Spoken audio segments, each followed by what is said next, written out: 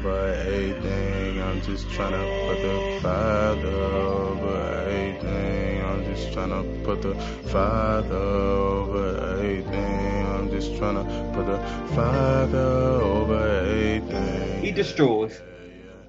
My mouth speaks the praise of Yah, and let all flesh bless his set apart name forever and And ever. never. All praise to Hallelujah. Yah. All praise to the Most High. Hallelujah. Hallelujah. Praise Man, Yah, all man. praise to the Most Praise the High, Most man. Praise High. y'all. Praise y'all. Hey, y'all nasty, boy. Y'all nasty, man. Y'all know how to get somebody's spirit jump. Hallelujah.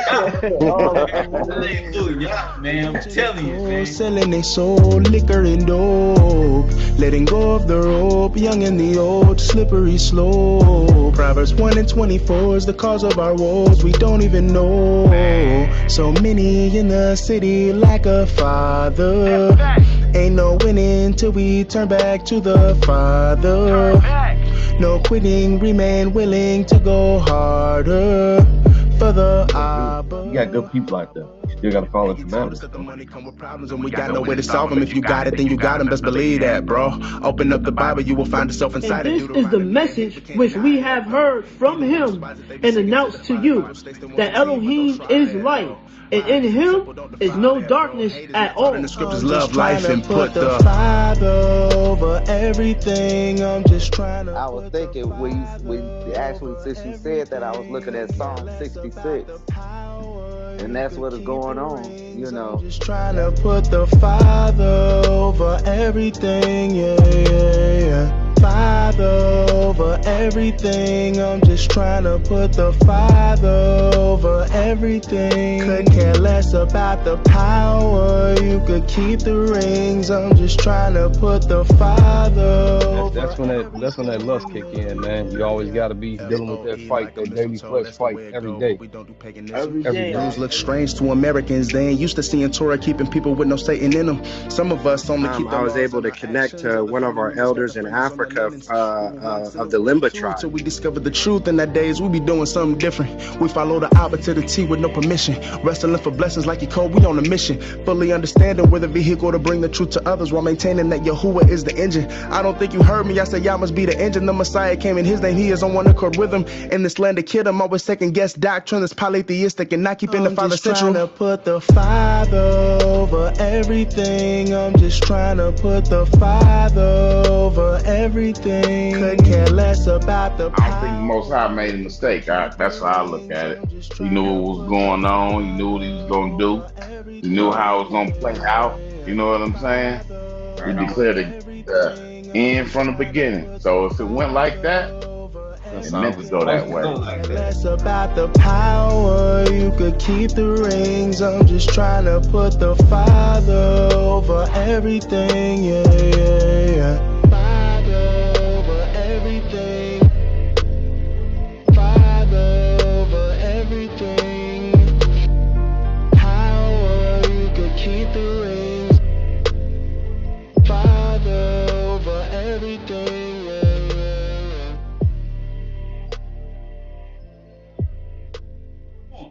I know y'all Hebrews, and I know it's late. So, Shabbat Shalom. I love y'all, man. Oh, Love, bro. You too, bro. y'all. Brothers. Hey, Shabbat.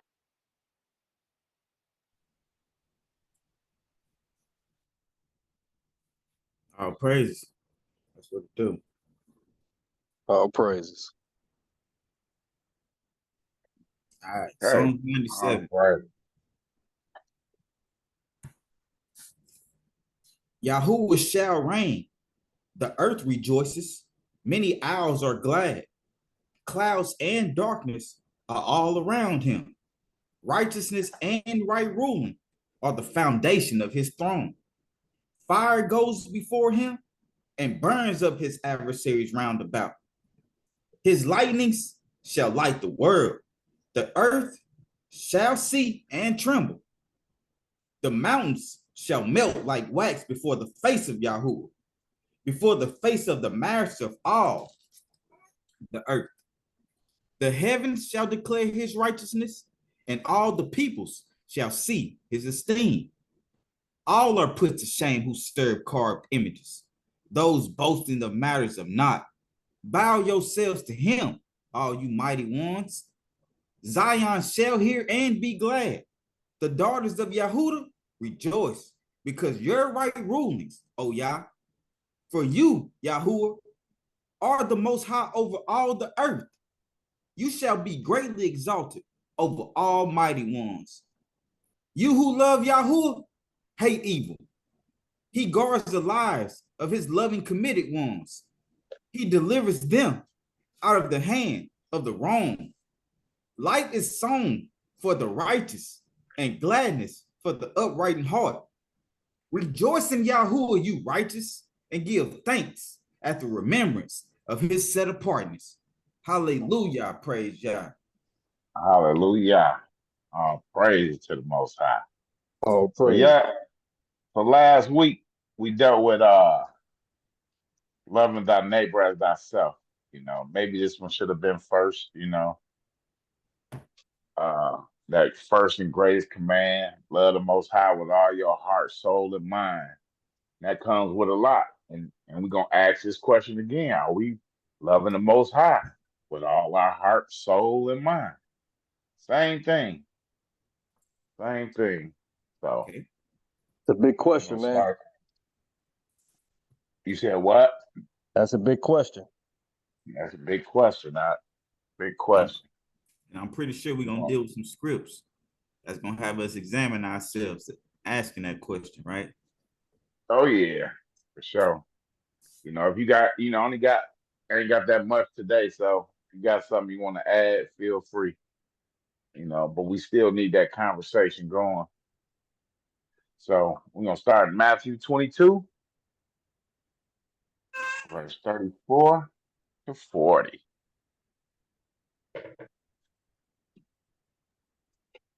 I got it. You want me to hit it? Yeah, sure. All right. Yes, sir. But the Pharisees, having heard that he had silenced the Sadducees, were gathered together. And one of them, one learned in the Torah, did question, trying him, and saying, Teacher, which is the great command in the Torah? And Yeshua said to him, You should love Yah, your Elohim, with all your heart, and with all your being, and with all your mind. That's a big question, ain't it? Yeah. He said, what did he ask him? He said, what is the greatest command? Ain't that what he said? What is the greatest command in the Torah? Mm-hmm. You should love Yahuwah, your Elohim, with all your heart, and with all your being, and with all your mind. That's with everything you got. Right. That's everything, right? Right. This is the first and great command. What's that, Art? This is the first and great command. That's that plus we was talking about that and, right? It's the first and it's great. That's big. Right. That's big. That's a great command. And the second is like it. You should love your neighbor as yourself. We dealt with that last week, right? Yeah. And check this out, right? This goes to saying, when you see me, you have clothed me, right? When you see me, you have clothed me, you have fed me, right? Love your neighbor as you love yourself. That's big, man. Okay. 40. On these two commands hang all the Torah and the prophets. And that's big in itself right there. On them two commands hang 5 books, basically. That's what he's saying? Hang all the Torah. It's more than 5 books. It says the Torah and the prophets, right? So it's that too. Right. That goes all the way to so when Messiah said all the Torah and the prophets were into John, right? So, okay, even dealing with that. So basically he said, go ahead. No, I'm sorry. No, I'm just going to say a lot of people get caught up in that and saying the law done away with right there, right? My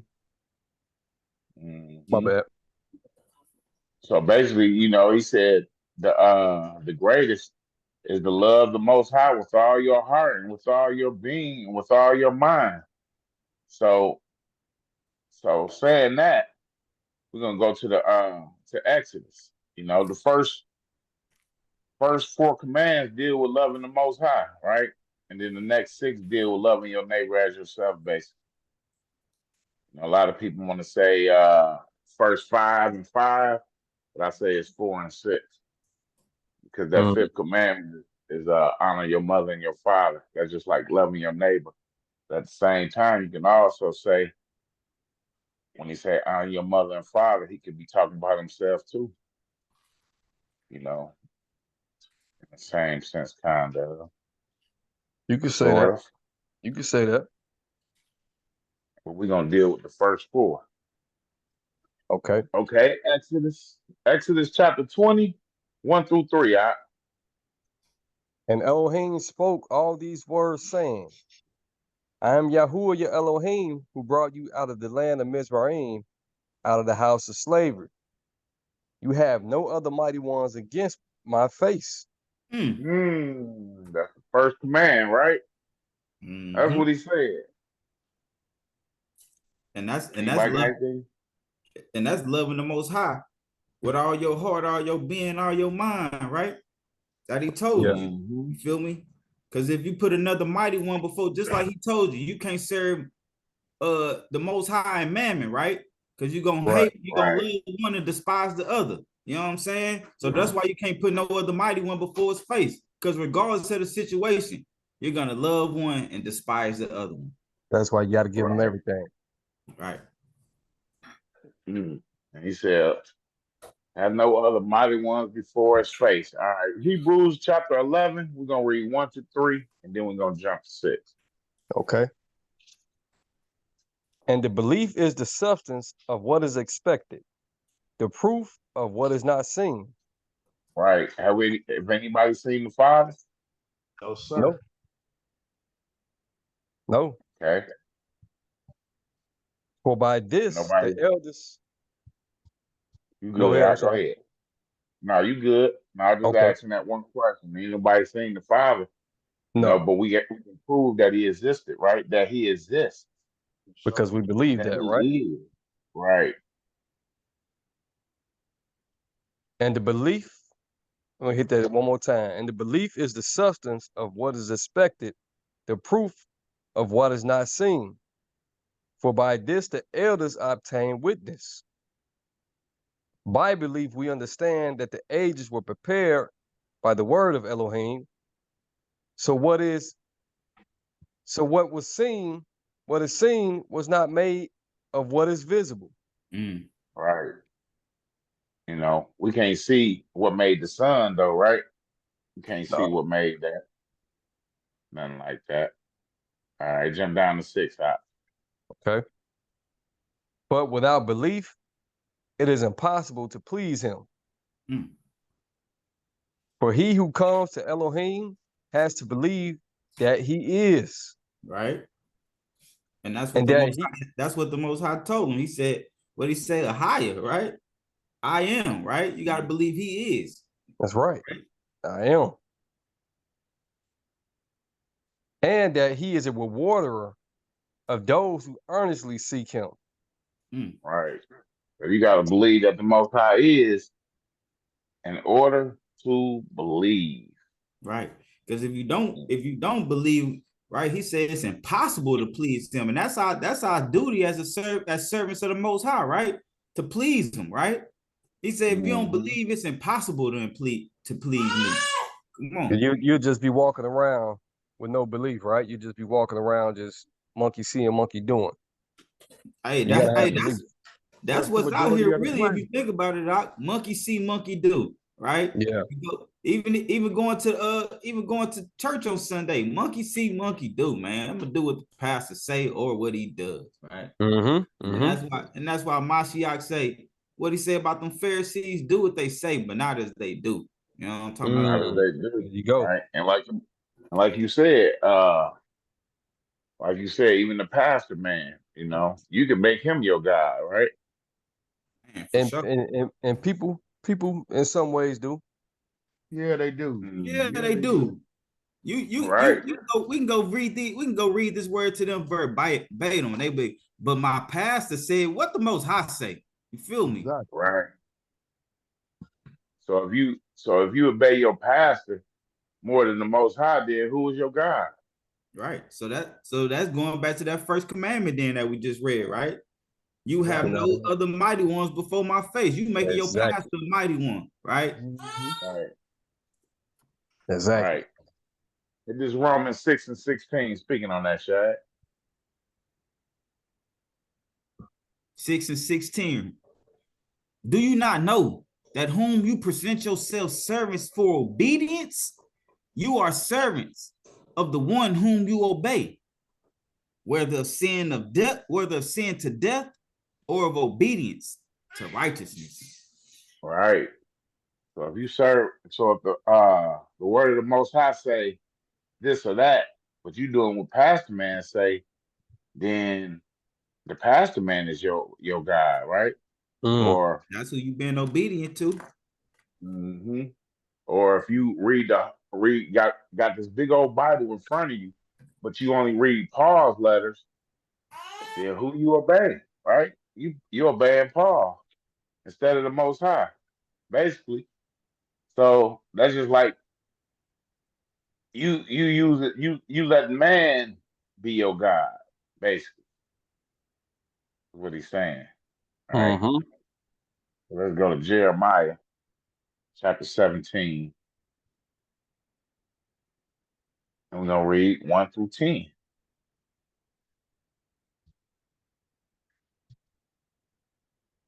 Okay. Got a chat? Or you want me to hit it? Yeah, I got it. Okay. The sin of Yahudah is written with a pen of iron engraved. Whoa, that's a pen of iron engraved with the point of a diamond. My bad. I didn't mean to keep going. Go ahead. Engraved with the point of a diamond on the tablet of their heart and on the horns of your slaughter places. While their children remember their slaughter places and the ashram by the spreading trees on the high hills, my mountain in the field I give as plunder. I give as plunder your wealth, all your treasures, your high places of sin throughout all your borders. He gave all that. And you, even yourself, shall let go of your inheritance, which I gave you. Yeah. We let it go, right? Right. We happy to call each other black. Right. You know, happy to do that. And then that's what we was talking about earlier when we was saying, hey man, if you just read this script, if the Most High say, when I bring these people back to the land, there's gonna be peace in the land. You feel me? Now we see when he say, and you, right? And you, Israel, even yourself shall let go of your inheritance. Your inheritance was your good name. Now another people call themselves Israel, right? For sure. Which I gave you, man. The Most High changed Jacob's name to Israel. That's an inheritance he gave us. We ain't just talking about the land. Come on. We talking about as a people. Right. Now you gotta have your people. They don't know who they are. Right. And then part of your inheritance is the Torah, right? That's a big part of your inheritance, right? Right, for sure. I think that's in the side rack. Okay. I'm starting go ahead, and you, even of yourself shall let go of your inheritance, which I gave you. And I shall make you serve your enemies in a land which you have not known, for you have kindled a fire in my displeasure, which burns forever. Thus said Yah, cursed is the man who trusts in man and makes his flesh his own, and whose heart turns away from Yahuwah. Right. And that's the thing right there. He said, cursed is the man who trusts in man and make flesh his arm.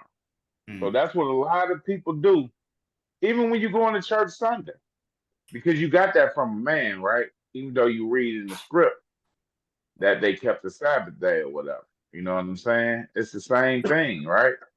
Not even that they kept the Sabbath day, that the Most High, that in the commandments that we read, he told us to keep his Sabbath day, right?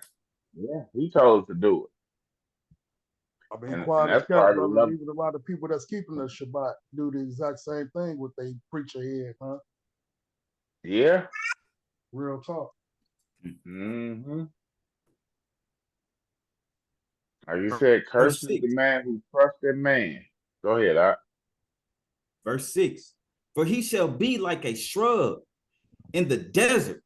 That man who make another man's his own, he shall be like a shrub in the desert, and not see when good comes, and shall inhabit the parched places, right? In the wilderness, a salt land that is not inhabited. Right. I wouldn't want to be that shrub in the desert. Come on. Blessed is the man who trusts in Yahuwah and whose trust is Yahuwah. For he shall be like a tree planted by the waters, which spreads out its roots by the river, and does not see when heat comes, and his leaf shall be green. And in the year of drought, he is not anxious, nor does he cease from yielding fruit. Wow. Wow. We gotta trust in the Most High. Right. Right? When heat comes, like it's gonna be hot, ain't gonna bother you. Right? Man, you ain't even worried about no drought either, right? Drought. Drought comes, that's coming on the world.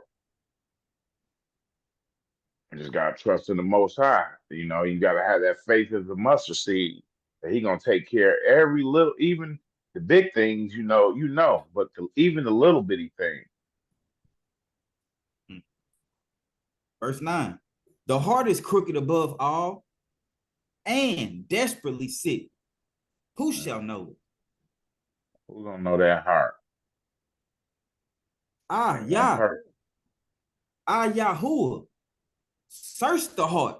I try the kidneys, and I give every man according to his ways, according to the fruit of his deeds. So basically, right. So basically, the Most High He look at your heart, right? So He know if you trusting in man or if you trusting in Him. You can't hide it from him. Right. And most people like, man, we gods, right? We gods. Let me see. And just like you were saying, the Most High, He say, I try your heart. So you can say all day, oh, nah, I trust in God, right? But the Most High trying your heart, He said, man, your heart saying the opposite. You telling people you trust in me, right? But really in your heart, you trusting in man. Because that's what I try. Right. The inward part. Okay. Because like a lot of people be like, God, what up, God?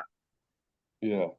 Gods, and they call the women queens, goddesses, and all that. You know, we subscribe ourselves to be gods, but like when you go to the script, it means something totally different. When he's talking about you are gods, right? We go to Matthew 10. Right. Totally different. Totally different. 10 and 30. We're gonna read not Matthew, but John 10, 30 to 36. You want this, Jermaine? Yeah, I'll take it. I and my Father are one. Again, the Yehudim picked up stones to stone him. Yeshua answered them, many good works I have shown you from my Father. Because of which of these works do you stone me? The Yehudim answered him, saying, we do not stone you for your good works, but for blasphemy. And because you, being a man, make yourself Elohim. Yeshua answered them, is it not written in your own Torah, I said, you are Elohim? You see how he said that? Mm-hmm. You see how he said that? You see that wordplay? He said, Yahushua answered them. Is it not written in your own Torah? Right. I said, for sure. He said, I said you are Elohim. That, that makes you wonder right there. You said it? Right. 35. Make you wonder, but you gotta stick to the script, because he said, I said you are. I ain't gonna go no further. I mean, that's the word play, though. Back to he the word, right? Right. For sure. Right. 35. If he called them Elohim, to whom the word of Elohim came, and it is impossible for the scripture to be broken, do you say of him whom the Father set apart and sent into the world, you are blaspheming because I said, I am the son of Elohim? So he said, you gonna call who the Father set apart and sent it in the world? You gonna say that about him? You blaspheme? So let's go to the script.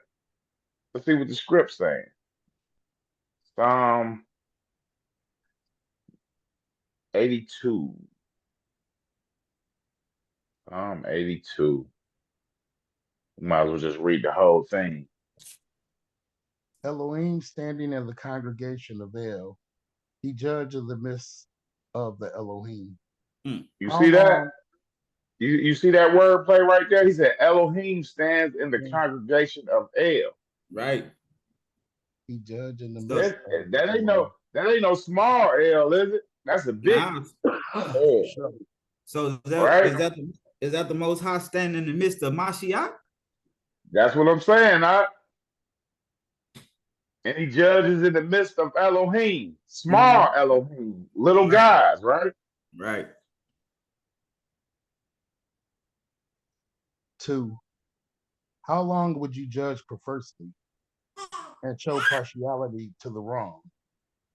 They lie. Think about that. Give right ruling to the poor and fatherless. Do right to the afflicted and needy. Rescue the poor and needy. Deliver them from the hand of the wrong. They do not know, nor do they understand. They walk about in darkness. All the foundations of the earth are shaken. And that's going back to what we was talking about last week when it said, love your neighbor as you love yourself, right? When it tell you to rescue the poor and needy, right? We talk really right here, we talking about the poor and needy in spirit, right? It say deliver them from the hand of the wrong, right? Right. When we talking about wrong, we talking about the doctrine that they teaching out here. You feel me? That's when you delivering the poor and needy from the hand of the wrong, because they do not know nor do they understand. The poor and needy in spirit, they don't know nor do they understand. They walk about in darkness, right? Come on, man. We all walked about in that same darkness at one time. Come on. For sure. Yeah. I said you are Elohim, and all of you are sons of the Most High. But as men you die and fall as one of the heads. Arise, O Elohim, judge the earth, for you shall possess all the nations. That number 7 is big. But as men you die and fall as one of the heads, like the princes, the kings, right? So men die. So the guys are gonna take that and, what's up, God? What's up, God? You a God. Like, hey man, be careful with that, right? Keep reading what he said. Be careful with that. And then and like he said, he's standing in the congregation of El. He judges in the midst of Elohim, right? In the midst of gods, basically. So if you in that midst, you consider the God because of what? Because you getting the word. You wouldn't say that about somebody that's not in the midst, right? Mm. You wouldn't say like you following the commandments, so he might be calling you a little God, right? But not the other ones because they're gonna pair. Mm-hmm. So that's dealing with that first commandment. Now let's go back to Exodus 20. Exodus 20 and verse 4, Adam. Got you. Verse 4, Adam. This for you, Okay. Do not make for yourself a carved image or any likeness of that which is in the heavens above, or which is in the earth beneath, or which is in the water under the earth. So what he saying, Adam? Chad, what is he saying? Basically, all these other images that you see, first of all, he told you don't make them, right? Whether it be Buddha, whether it be Krishna, whether it be this false Messiah that you see hanging on crosses in these churches. Do not make yourself a carved image or any likeness or any likeness. Or even if it's a black Messiah. Right? Even if it's a black Messiah, because he told you make no image, man. That's absolute no image, right? Right. That's absolute. Hey. I like that. Look at it. Hey, so I can't wear this shirt. Not even what you want to wear, but he told you don't make no images. Look at him. You know what I mean? No likeness. I can't wear this shirt then, right? Come on, go to what you got for us, huh? What you got? I'm just saying, I got on my shirt with the black Messiah. Is that what he's talking about? So I can't have my shirt. That's what he's talking about, right? So I'm breaking the command then, huh? We know how he look, but you're not bowing yourself down. You're bowing down yourself to them, worshiping them either, right? You know how he look. But he says, make no images of me or any likeness. He said, make no likeness, or which is in heaven above or earth beneath. So we can't make no images or idols, right? Nah. Okay. It's plain and simple. But one of the biggest churches you see out there with thousands of images and likenesses. One of the biggest churches, the Catholic Church, right? Mm-hmm. Catholic Church big on that. But it's okay for them to do it, right? Because these are the corrupt people that's gonna send the word throughout the world. The drunken word, I would say, the filthiness. You know what I mean? This is what they feed people. Okay. Let's hit this Exodus 25 and see what's going on right here. Exodus 25 and 1. We're gonna read 1 through 10.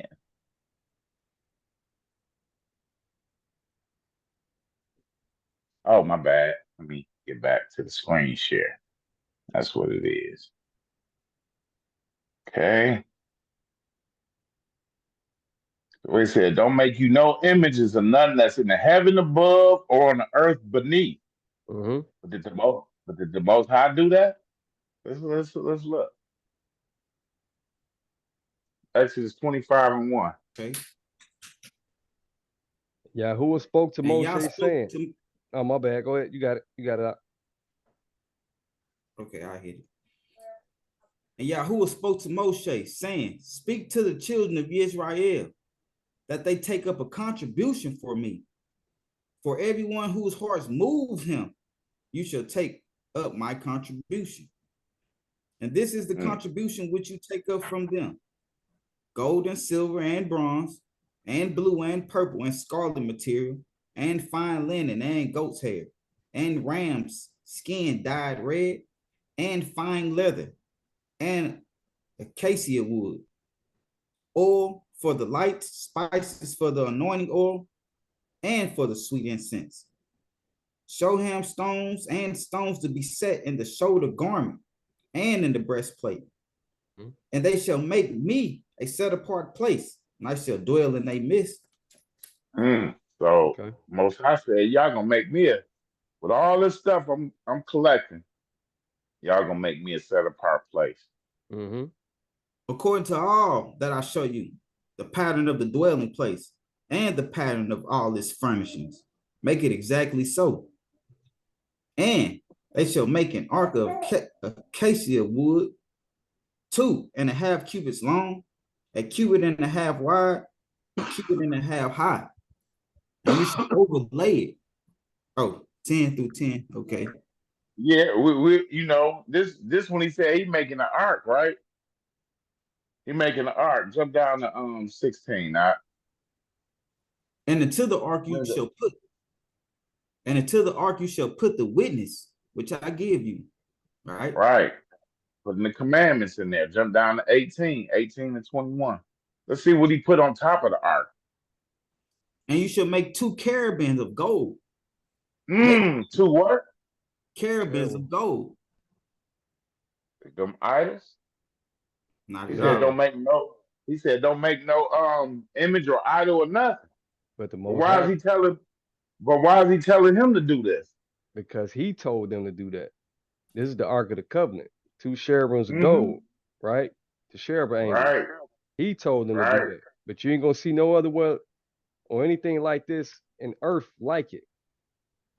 You know what I mean? How did they know what the cherubims look like? Let's keep going, though. Let's keep going. Okay. 18. At the top. And you should make 2 cherubims of gold and make them of beaten work. And the 2 ends of the lid of atonement. And make 1 cherubim at one end and the other cherubim at the other end. Make the cherubim from the lid of atonement at its 2 ends. And the cherubim shall be spreading out their wings above, covering the lid of atonement with their wings, with their faces towards each other. The faces of the cherubim turned towards the lid of atonement. And you shall put the lid of atonement on top of the ark, and put into the ark the witness which I give you. And now that's good. That's good right there, because we just want to see what the Most High. You know, he told us don't make no idols, no images or nothing, right? But we see he turned around and told Moses, hey, make you two cherubim, and put it on top of the ark. You know. So now let's go to Matthew chapter 17 real quick.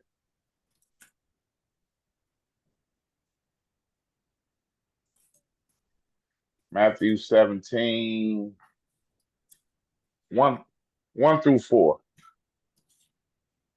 Okay. And after 6 days, Yahusha took Kepha and Jacob and Yehochanan, his brother, and brought them up on a high mountain by themselves. And he was transformed before them, and his face shone like the sun, and his garments became as white as the light. And see, Moshe and Eliyahu appeared to them, talking with him. And Kepha, answering, said to Yahusha, Master, it is good for us to be here. If you wish, let us make here 3 booths, 1 for you, 1 for Moshe, and 1 for Eliyahu. You see what Kepha said? He said, that's all. Kepha said, let us make a booth for y'all. How would Kepha and them know that was Moshe and Eliyahu there? How would they know? Unless they had some pictures, like Shag used to tell me. How would they know? Like you say, unless they had no pictures, how would they know? This is thousands of years apart, right?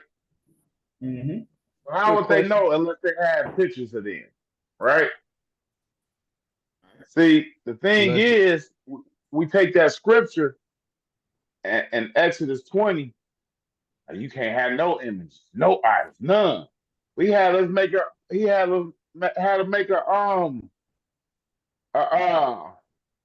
menorah too, right? So, you just gotta think about it and then just put it in a righteous perspective. That's how I look at it. All right, but I could be wrong, but on that though, I would say he told them to do that though. You know what I mean? Because I feel like if we lean to that understanding, like, just be careful with it. But then it's okay for the Catholic Church to throw that away and make all their images then. Right. And in the same breath, I feel like in the Catholic book, I think they, disannulled this actual commandment. They did. Right. They did. So because once we read 5, what that 5 say too? Is it because this is that's what we going to next. Oh, okay, because this is all one commandment, right? Right, it's all one commandment. We're gonna read 4. We're gonna read 4 through 6. Okay. Because it's got to make sense. You know what I'm saying? For sure. Oh yeah, and I'm gonna say something after we read this. Okay. I'm out here 4 again. You do not make for yourselves a carved image or any likeness of that which is in the heavens above, or which is in the earth beneath, or which is in the waters under the earth. You do not bow down to them nor serve them. That's the whole point of it right there. Yeah. You do not bow down to them nor serve them. And we see, I'm not bowing down to my shirt. Right. And I said, you know what I'm saying? I mean, and we see, I could pull up pictures where the Catholic Church is bowed down to that Black Madonna. They bow down to everything over there. Thing. The Weeping Mary, everything. They bow down to it. Even Hispanic people, Lady of Guadalupe and all this and that. So here's the thing. He says, you do not bow down to them nor serve them. So the Messiah already knew these images was going to be about. And it's amazing how he called that. He knew they was going to be about. He knew they was going to be coming. But do not bow down yourself to them or serve them. But to me, you still got to be careful with that, right? Because he did tell them to make that the sheriff. I don't know how he made it. May have described them to him. Who knows that? You know what I mean? It don't say, but he told them to make those things. He told them to make them, right? Yeah. And then at the same time, when he told them to make them, he told them to do what? Put it on the mercy seat, because I'm gonna be with you. But it still will be an idol, right? Because you see, they got these idols with little white little angels and all this and that. Them all idols, right? Those are definitely. My thing is, especially when he telling me when we was in the building of the Ark of the Covenant, you know what I'm saying? We see how much power, a representation of power that it had, right? When somebody tried to catch it from falling, they died from it, right? Right. You know what I'm saying? Right. And then in this same ark, what he telling you to put in that ark, right? The witness which I gave you. You know what I'm saying? So it's more or less the representation. Because think about it, I watch the History Channel, and it still shows about, is the Ark of the Covenant here or there? You know what I'm saying? They be searching for it, right? Because we already know these other nations, which he told you not to walk after. Right, they gonna find, if they quote unquote find it, what they gonna do? Bow down and serve it, right? Yeah. Yep. So, hey Shane, you said something.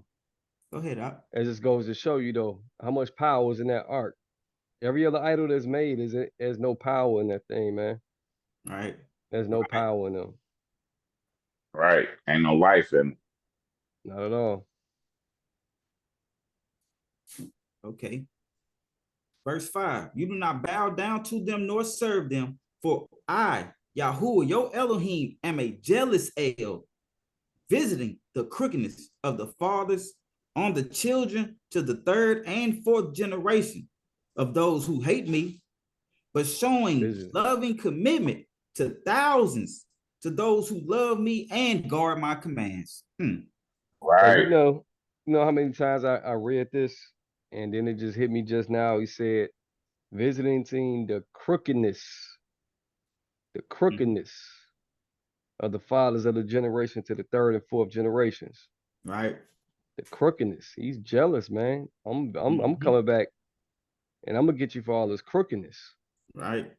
And then, but he's saying, showing that mercy to thousands. Think about how many people in the world, right? Billions, right? Yeah. But he said to thousands, to those who love me, right? Because everybody say, I love the Most High, right? But what else you got to do? Love me and guard my commands. Come on, man. Come on. Right. Let's see what the Most High really talking about when we talking about this. Let's go to Jeremiah chapter 10. You starting the debate, man, discussion, man. Yeah, that's what it's all about. I like to hear the feedback. You gotta be, to me, you gotta be careful because the Catholics, they threw away that commandment, basically, man. Right, but we ain't throwing it away. Down we ain't throwing it away. Nah, we ain't throwing it away. We ain't throwing it away. Yeah, a lot of brothers, they put the Messiah up there and he black. Hey man, still tell you don't make that image. Right. And what Mashiach at? What Mashiach at right now? When he said don't make that image, he told you also not to bow down to it. Yeah. But he also told you don't make it. You know what I'm saying? Don't bow down. Hey, at the same time, it's the same thing. Because he told you to make these, he told Moses to make these cherubim. Yeah, right? He did. Hey, but what that cherubim holding though? What is that? I mean, what is that ark holding though? The wind, right? So that's just basically the Most High telling you how he wanted his ark of the covenant built. You feel me? Right. Remember the cherub would protect the ways of life. Or as they standing in front of it with a flaming sword, the cherubs. Right. So then when it say any likeness that's which in the heavens, where Mashiach at? Right? In the heavens? All right. According to the script, he's sitting on the right hand of Most High, right? Yeah. In the heavens, right? Any likeness which is in the heavens above. Yep. So we say, man, hey, I'm gonna make a likeness. I'm gonna make a likeness and put it on the shirt. He said, don't do that. Yeah. That same thing. He say don't do that. He say don't do that. He say don't do that. He said don't bow down to him. He said make no image, no likeness. Because he was gonna be here, but then now he bow down to him. He told you not to make no image or a likeness, but then he turned around and tell Moses make two cherubim. He could have made it something different. Because he could have said just put these symbols on there. He could have said the menorah on there. How come he ain't say that? Because he said what he said. Right. Because he is. You got to believe that he is. Yeah. And what he said goes, right? Yeah. Right. That's how I look at it. He said it. I want you to do this. Okay. Ain't no doubt about it. Right. You want me to make it like this? Is how it is. But when you start doing it for yourself, I didn't say make a likeness of Mashiach and put it on the shirt. That's a difference. Come on. No, he didn't say that. He didn't say that. He didn't say that. Right, but in 25, Adam just said in 25, he said, make them cherubims and do it like this and do it like that. Yeah. Mm-hmm. Yep. But then he said, do what? And at 20. Down to them. What? Do not bow down to him or serve them. Right. Because he knew they was going to come about these images anyway. Look at your Catholic Church. That's why he put that. Thousands. If he was saying don't make them at all, he'd have stopped it right there. He wouldn't even say don't bow down to him nor serve him. Why would he say that? Man, because he called the beginning from the end or the end from the beginning, and he already seen these things is gonna happen, just like everything else changed, I guess. You know what I'm saying? And then you look at we went to that Matthew where Elijah and Moses came. How did they know that was them? They had to have pictures. That's a good question. Did they have pictures, or did Messiah tell them who they was? It didn't say that though. Question. If we say that Messiah told him, then we'd be saying that we'd be adding to the scripture. Now you right? But I feel like we got to leave it at that because it didn't say either one. Right. You know what I'm saying? Because we can kind of come in agreement that if Moshe and them appeared on the mountain, they had to have some form of painting of them, right? So my thing is, what you pull out your camera phone all the time and to take a photo of your wife, take a photo of yourself. That's different. That's different than making an image image in the heavens or under the earth beneath, and like you say, bowing down to it. It's different from a photo. It's different from having a picture of somebody and making the image. You know what I'm saying? And saying, hey, that and then bowing down to it.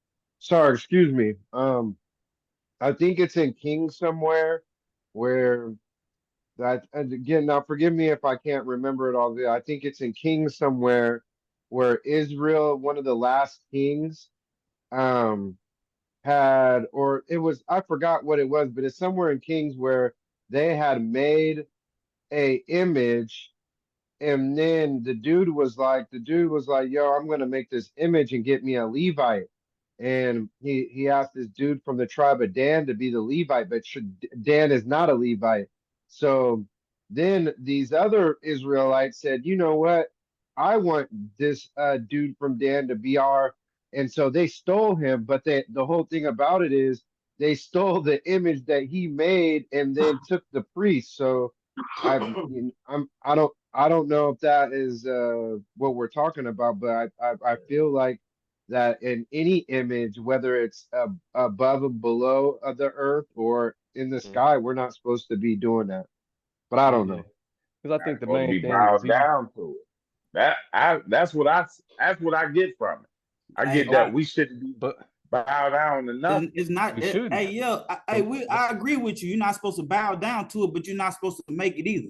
He letting you know, don't make it, and don't bow down to it, even if it's already made, right? Even if you already have that first. Because some of these images, like you say, they already made, right? You ain't necessarily made it; they already made, and he letting you know, if it is an image already made, don't bow down to it. It's not just about having it that, oh yeah, I can make it, but long as I don't bow down to it, no. Because he knew it was gonna be made, right? He knew it was gonna be made. Just like you got that false Messiah. He knew it was gonna be made. And I would say this too. Like, think about what was the first language? How did they communicate when they wrote a letter to somebody? It wasn't words. I don't know. Hieroglyphics. Pictures. Possibly. Pictures. It was pictures. They probably had a picture of Moshe and everything up there. Look at the behold the hand, behold the nail. What is that in the middle? That's an image of a man. So they made. Well, are you saying that they did? Could they have had if before the Tower of Babel? Before they could they have spoken a language and written a language? Possibly. I don't know. It said that they all spoke the same language at the Tower of Babel. They all spoke the same language. Yeah, true. They all spoke the same language. So then there had to be there had to. You get. All I'm saying is this: you can't do. You can't build stuff without mathematics. You can't grade stuff without mathematics. So, I'm just throwing to be a devil's advocate. But what I'm saying is, if they built the Tower of Babel, there has to be some written language, some system of writing and imagery. And I feel like, if you bow down to it, or even if you make it, no image, there is no image of they couldn't even see his face on when Moses went on the mountain. Am I correct? They couldn't see it. Correct. They couldn't see his face. Nope. So why would we? You guys know where I'm going with this. Yeah, and that's the whole point of it. That's the whole point of why he said that too. I wouldn't say it's the whole point of why he said that, but that's part of the point we're saying. He said, make no image. Because he didn't come into the flesh until, you know what I'm saying? Until later. Right.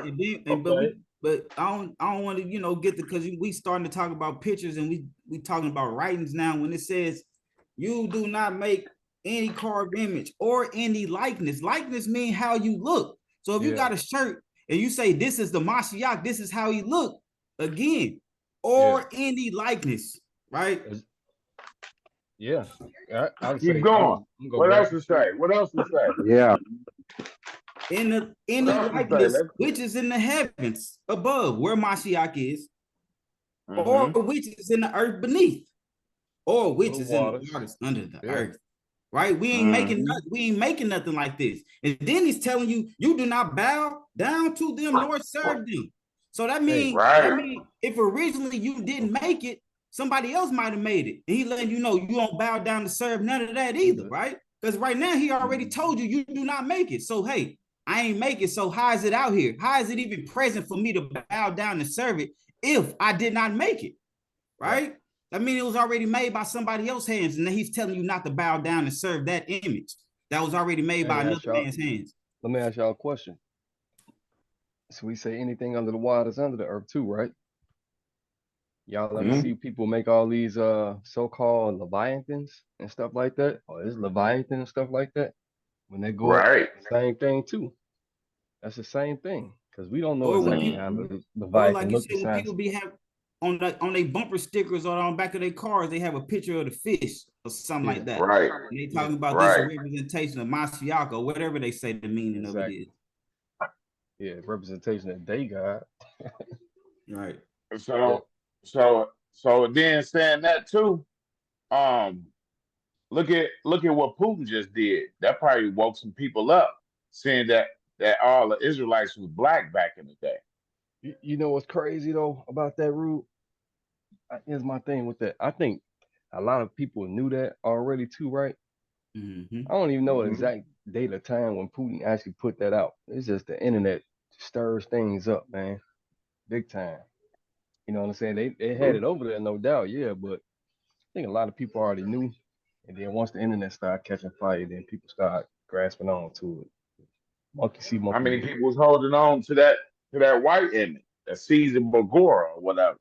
And how many people still believe that to this day, though? How many people believe that to this day? That's what I just said. They ain't gonna stop. They're not gonna stop holding on to that. Right. They ain't gonna stop holding on to it. But the truth got to come out, right? Yeah. That stuff couldn't have been out there. That stuff wouldn't have been out there. I mean, we didn't even know. Back when we was young or whatever in Christianity, we didn't know that the Messiah was black. Guess what though? We didn't even care though, did we? No. Because guess what? If it wasn't no pictures at all, no images, right? And if people actually read this word, people would have known a long time ago then, right? Because that's how we find out through the word, through history, through scripture, through everything. Not through pictures. So people, some people knew. They just give you these pictures, man. And like you say, and just like y'all said, how Putin had released all that and showing that. Just think about it. We had a representation of how the world was gonna be, even knowing that Mashiach was Israel or of a black nation, or however you want to describe it, right? Because remember in the Good Times episode, that's back in y'all times. You feel me? What she say? I remember that. Right. The proof was in the pudding that he was black, right? But she said, nah, I'm gonna worship this white God or white Jesus. You feel me? So that was a representation how the world was gonna know, you know what I'm saying, have the knowledge, but still be like, nah, I'm still gonna deal with this white image. You feel me? Yep. Right. Just like this. That's the picture right there. Yep. That's classic example of mind control, right? That's the only man I know. Hey, praise God. Just think of how many people felt that way. Yeah, because that's all they You knew. see the white dude coming, that's Jesus, right? That's the first thing in your mind. You look like Jesus. You know why? You see a white man, long hair like that. You don't think the Most High had them images drawn so to help the children of Israel to wake up? I'm just asking. But check it out though. Check it out. You know why people? That's all they know. That's all they knew. Sadly, when he said thousands, he come show mercy to thousands, right? Look how many people in the world. Look how many people in the world did not actually read the script to actually show that the Messiah is not that color, without even dealing with a picture. And that's why you, Putin wouldn't say make no carved images. Putin don't give he don't give a crap. Hey, and that's why he say, hey, I don't cut you off. That's why he say, study to show yourself approved to the Most High, right? You feel me? Because if you ain't studying and seeking the Most High, it say mind control. And that's why Mashiach said, I came to save you or save the world, right? From the mind control, the false doctrine. That's what you save for. We know at the end, we're going to have a different, saving, I'm talking, dealing with the kingdom. But right now, He said, I'm saving you from that mind control, from all that false doctrine, from being drunk off that wine. You feel me? Good point, Shaq. Good point. Because if you Right. ain't standing in the word, you easily mind controlled. You can be mind controlled by how Egyptian stuff, all type of stuff around the world. You might even switch over to demigods, Zeus and all this and that, believing all that. Because if you ain't standing in the word, you can be easily tricked. If any example like mind control, like I say, classic example of mind control. But see, Rube, see what you got started, man. I know that's good though. It's always good to even conversate about it. It's real though, and it's good, and it's good to have discord about it too. Hey, you know, because righteous and holy discord. Yeah, I believe because look, that's what he said in that book was absolute. It's absolute. It is what it is, right? Okay, No okay. means no. He said it's absolute. He said no means no, right? Okay, Yeah. let's think about that Matthew we read in that 17 when they said Moses and Elijah appeared. Okay. Did Messiah say, how you know what they look like? You wasn't born then. Did he say that? Did he say I'm make just no image asking. of me? He said make no images in the oven, but in the heaven, but right? he just right. But he just said there and said he didn't ask them. I'm just asking. He didn't say how y'all know what they look like. So evidently they had pictures of them, and he didn't condemn them for knowing who they were. Two things. He didn't condemn them. They could have had some type of description of them. Nah, I believe. You can put a description out there, and it might not look like the picture. Right. Because you see every time you see when somebody get robbed and they be like, "What's his description?" You see that drawing come all the way out to something different, right? But right. I believe it was drawings and paintings of them. You feel me? Yeah. You know, drawings and paintings ain't nothing new. You feel me?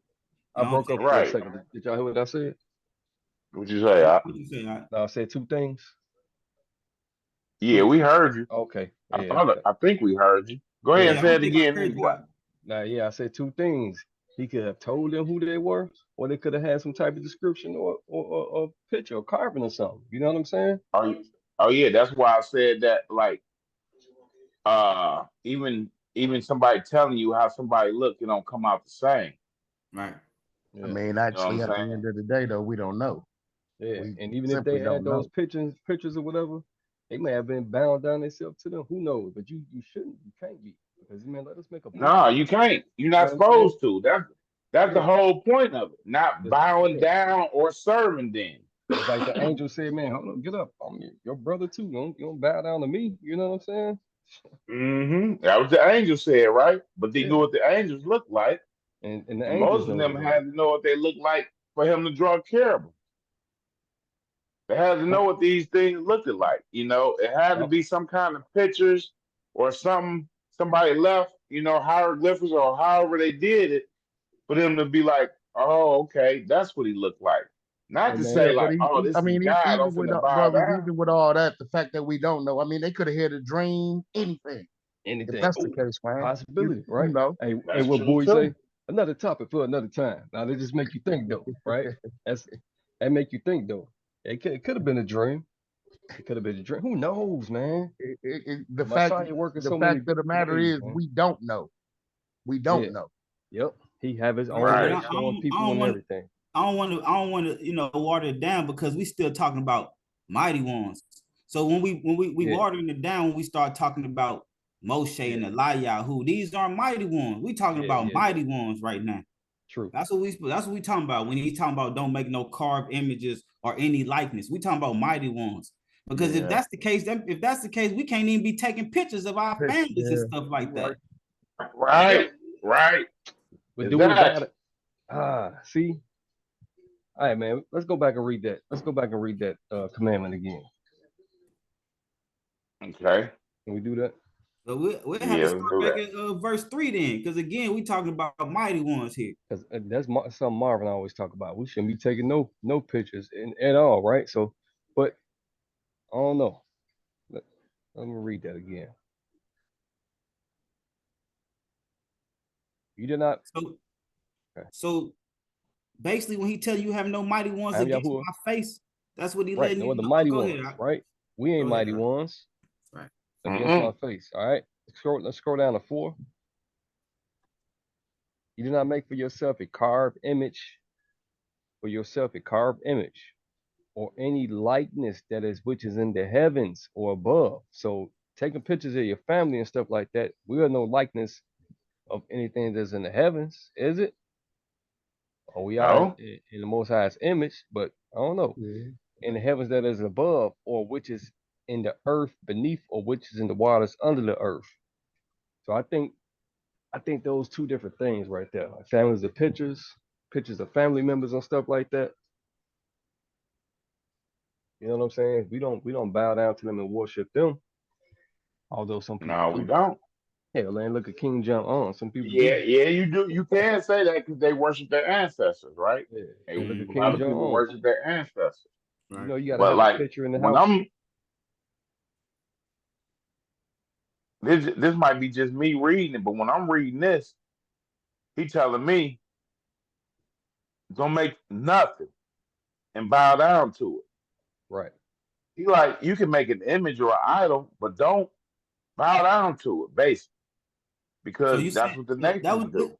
listen what you just said. You just said you can make an image or idol, but don't bow down to it. I disagree with that. Right, because it just said you did not make for yourself a carved image.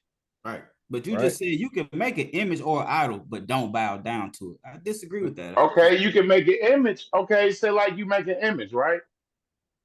An image could be an idol. You can have you can go get you something. Your car can be an idol. I got a question for you. Your wife can be an idol. Your kids can be an idol, right? What makes it an idol? Right, but I ain't make none of these. I ain't make you bowing down to it and serving it. And you honor That's it, what makes it an idol. And that's what makes it an idol. Yeah, and it's gonna make Elohim, the Most High, jealous, right? Because now you bound down to that, giving that more favor. How you bound down to something that didn't even create you, basically? Yeah. How's you putting something above me that didn't even create you? So, like, it's a lot of things. You can go through somebody's house and find a whole bunch of things that can be an idol. People used to worship like the sun, right? You can have a picture of the sun in your house and you bow down to it, saying that's your God. You know what I'm saying? You can have like, you know how people get those remember that one time we saw that sun mirror or whatever. Like, look at that idol worship. Look at them idols and all that stuff, right? But is they really idols if you not bow down to them and worship? I wonder that too. What y'all think about that? Here's the bottom line, though. You ain't supposed to be doing it. And I know you didn't make that shirt, for instance. You didn't make it. We ain't making no carved images, right? But you ain't supposed to be doing it. Yeah. Right, because you didn't make the shirt, but whoever made the shirt, did they know that they ain't supposed to be making no images of the Messiah? I don't know if it see my thinking, I don't apply that to that. You know what I'm saying? I apply it as you do not bow down to them nor serve them. That's what I take it as. But you're throwing away like you say, you basically saying regardless of the color, even if basically you can have a white Jesus on your wall, or for that case, you can have a picture of black Jesus on your wall, long as you don't bow down and serve it. That's what you're saying, right? I ain't got no. You got a point on that. Wait. I didn't ask you what you had. I didn't ask you what you had. I ain't asked you what you had. I'm asking you just a question. You just saying that's good. I could do that if I wanted to do it. That's fine, right? If I put his name on it. I ain't asked about a name. I said, can I paint a white Jesus, or in that case, black Jesus, a picture? But as long as I don't bow down to it, I can still hang that in my house. Good question. Good question. It'll be like that is right a good now. Question. If I'm wearing a shirt with a white Jesus on the cross walking around, but I say, oh, I ain't bowing myself down to him though. You right. And that's just like the cross in itself too then, right? It's true. Representing the cross in itself. Because we already knew what the cross represented before anything. Anyway, people will say, That's so cool. He said, bear your cross and take up your cross for me. No, that tree, that cross is already a Roman death symbol anyway. They killing people on the crosses before the Messiah.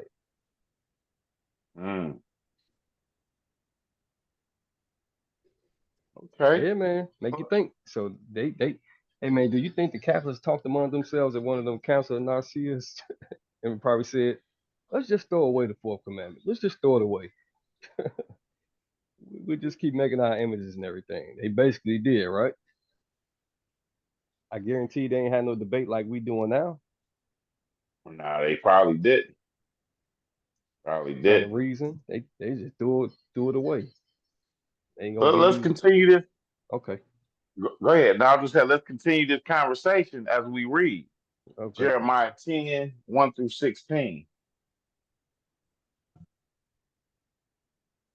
Hear the word which Yahuwah speaks to you, O house of Israel. Thus says Yahuwah, do not learn the way of the nations. It's big. Do not learn the way of the nations. Don't learn the way of the nations. What the nations do. And they serve other gods. They serve other mighty ones. You know what I'm saying? That's what they do. Which are not mighty ones, right? Right. And do not be awed by the signs of the heavens, for the nations are awed by them. Right. And that's still to this day, right? They are about you know, and they got that's a good example of how people walking according to the ways of the nations. Because now a lot of people be like, oh yeah, he a Leo, and you know what I'm saying, that horoscope stuff, right? You know what I'm talking about? Right. That's coming from the heavens, or that astrology too. You know, our people did deal with astrology. I don't want to get it twisted, you feel me? But I'm thinking more of like They that. still do. Yeah, I'm thinking more about that horoscope type stuff. You know what I'm saying? Maybe Scorpio. Right. And we can read that the fallen angels, the one showed them about these things too. Yeah, exactly. You can read that in Enoch. Hey, and then one more point about that Exodus 25 and the building of the Ark of the Covenant.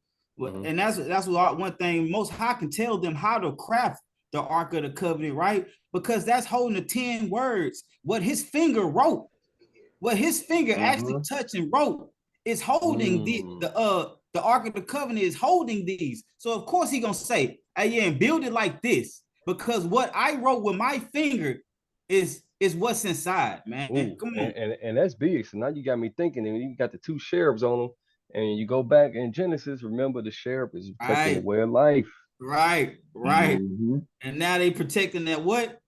Them commandments. Come on. I wrote with my finger the word. I wrote that with my finger. So of course I'm gonna tell you how to build it. You think I'm just gonna let you build anything how you want to build it with what I wrote inside? Come on, man. Hey, Root. You might need a mic drop on this one right there. And so, how about this though? The Most High not a hypocrite, right? He wouldn't tell you not to go make an image or an idol or nothing that's in heaven and earth. But why would he say, now make this image an idol and put it on top of the because of the point Shag just said. Yeah, exactly. What I just told you the point on that. Like you say, Adam, he right. wasn't listening. But the Most High don't contradict though. He's not contradicting. Why would he say? Why would he tell us not to do something and then he go around and do it? Because he's not contradicting. He's not contradicting. Why? And then I'm saying the same thing though. I'm saying the same thing. With my hand, I'm gonna just let what was written with my hand. I'm gonna just let you build it any type of way. Think about that, Yeah. Even as you as a person, if something was written according to you, you know what I'm talking about. Maybe you want to send a letter off to somebody, right? And you wrote that letter. You know what I'm saying? It was a special letter, right? It was the most important letter to you. You're not just gonna say, "Oh yeah, just put it any envelope." You're gonna get a special envelope too, right? A special letter deserves a special envelope, and then you go send it. And that's the same thing. The Most High say these commandments, they dear to my heart. These same commandments, I want them written on your heart. So you think I'm gonna let you build it any type of way? No. And anybody couldn't go touch it either, right? Anybody can't even just touch it. Come on, man. Right. Yeah. So and that's go back to the point that Adam made. Them same cherubims that's guarding Eden, right? You say, man, you can't go through this. That's why I say, hey, I guarantee you try to go through there, you gonna die. Just like when they touched them cherubims that was on top of the Ark of the Covenant, he died, right? Same thing. And let us not forget, he is who he is. Whatever he say, I mean, I can't even. That's why it's a debate. That's a good question, man. He is who he is. I am. He tell you to do this, okay. I can't go say obey. Why you want to do it like this? You told him this. Why you want? I can't. It just makes us think, though. You know what I'm saying? Right. I just had one more point. Also, I just still say, he said, don't bow down to him nor serve him. I still say that because he knew that no matter what y'all do say. It anyway. Hey, let's go read. Yeah. Hey, let's go read this Proverbs 30. I mean Proverbs 3 for this brother. One time. Proverbs 3. Now we ain't gotta read it. I'm just playing with you. Okay, I would say we can read it. You know what I'm saying? Okay, let's continue to Jeremiah 10. Pick that up at verse 2.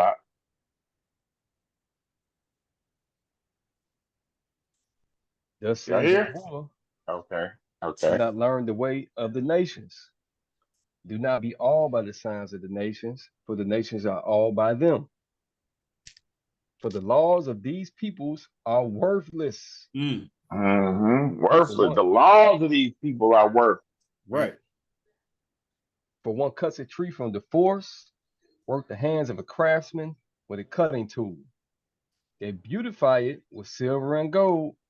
Oh man, see, look, they beautify it. In every image they make, they beautify it. Right. Even that shirt, they beautify it. They beautify it with silver and gold. They strengthen it with nails and hammers so that it does not topple. They are like a rounded post, and they do not speak. They have to be carried because they do not walk. Do not be afraid of them, for they do no evil, nor is it in them to do any good. Okay, even saying that right there, he said they are like round posts. He said one cut of the tree out of the forest. People do a lot with them trees, right? You build houses with trees and all this, right? You cut trees out of the forest, but what do they cut it out for? They cut it out to make idols with. That was the Most High saying. It's about the idol and about worshiping idols, not about carving out because you got to carve out something. He said, don't make no carved images, but you got to carve out a doorpost. You got to carve out a door. So we got to get that understanding. He ain't talking about carving them out. He's talking about bowing down and worshiping them. That's the whole point of it. Let's keep reading though. That's what I think. Y'all think that's different. Two different things though.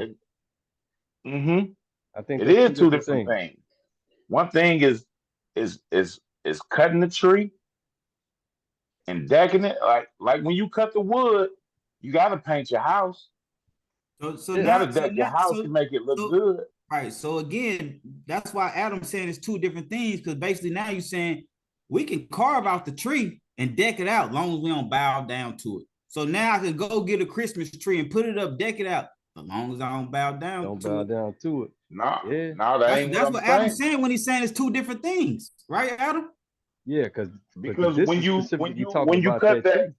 cut that tree, you use that tree for a whole bunch of. You can use that tree for a whole bunch of different things. Hey, you look around in your house. Most of your house, about the mighty ones. Let's not lose the topic of what we're talking about. So of course, I'm not losing the topic.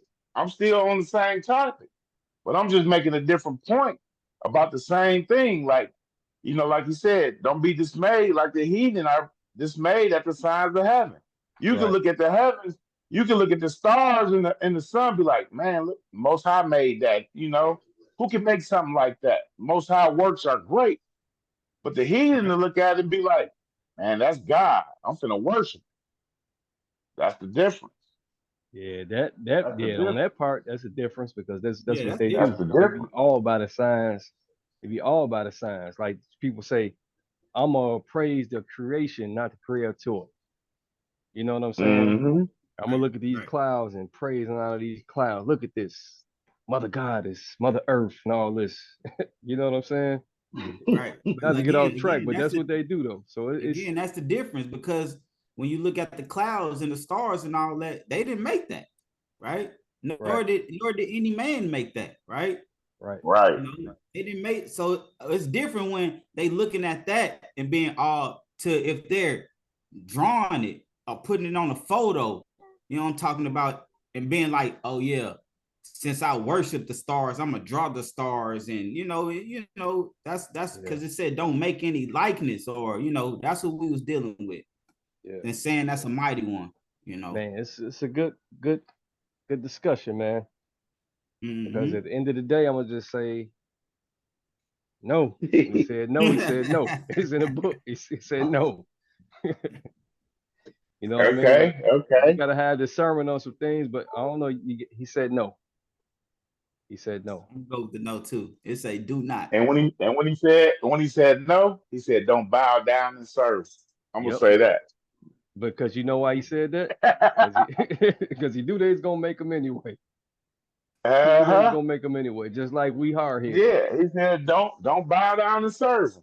Yeah. Just like I told you to make them two cherubim, he ain't tell you to bow down and serve them cherubim. They for decoration. They for decoration on the Ark of the Covenant. That's what they for. Man. Who said that? I wouldn't even say they for decoration. They for the Most High, how he said made them. Right. Yeah, so and it's for decoration. Or he could have just made a whole. He just put these in a box and carried it around. He could have just said that. Yeah, for his purpose. He said put gold on this and do all this to it. He liked and that, then right? put my testimony in there, right? So that's why I agree with Adam when he said put that on there. That's a sign of protection, right? Because he put the same cherubim angels in front of the Garden of Eden. Because if you try to go through it, you're gonna die. Just like when the dude tried to catch the Ark of the Covenant, he died. It's a sign of protection when he put them cherubims on there. Come on, man. And then look at it to this day. You know it's a sign of protection because look at all these other books that people wrote in the past about they mighty ones. You don't see them to this day. But look what book we still reading to this day. Protection, man. Come on. Yeah. We still reading these commandments to this day. Okay. Let's keep going because this conversation ain't over with. I don't know. Hold on. I don't think. I don't know. What up? All praise. But I don't know if this is off topic. But it sounds like like you know, like when Moses died, and I think they said they had to move Moses' body because they didn't want people to worship Moses. You know, people always be going off, man. You know what I'm saying? Or they get caught up in the wrong things. So I'm like, you know, so I'm hearing y'all talking about, and it's like. It's just always in man's heart to go off. You know what I mean? Like yeah, you see the stars, but you're gonna worship the stars. And no one not to worship the stars. And then people start worshiping Moses and forgetting the Most High created Moses and stuff like that. Mm-hmm. So in other words, you saying those people that moved his body, see, they knew.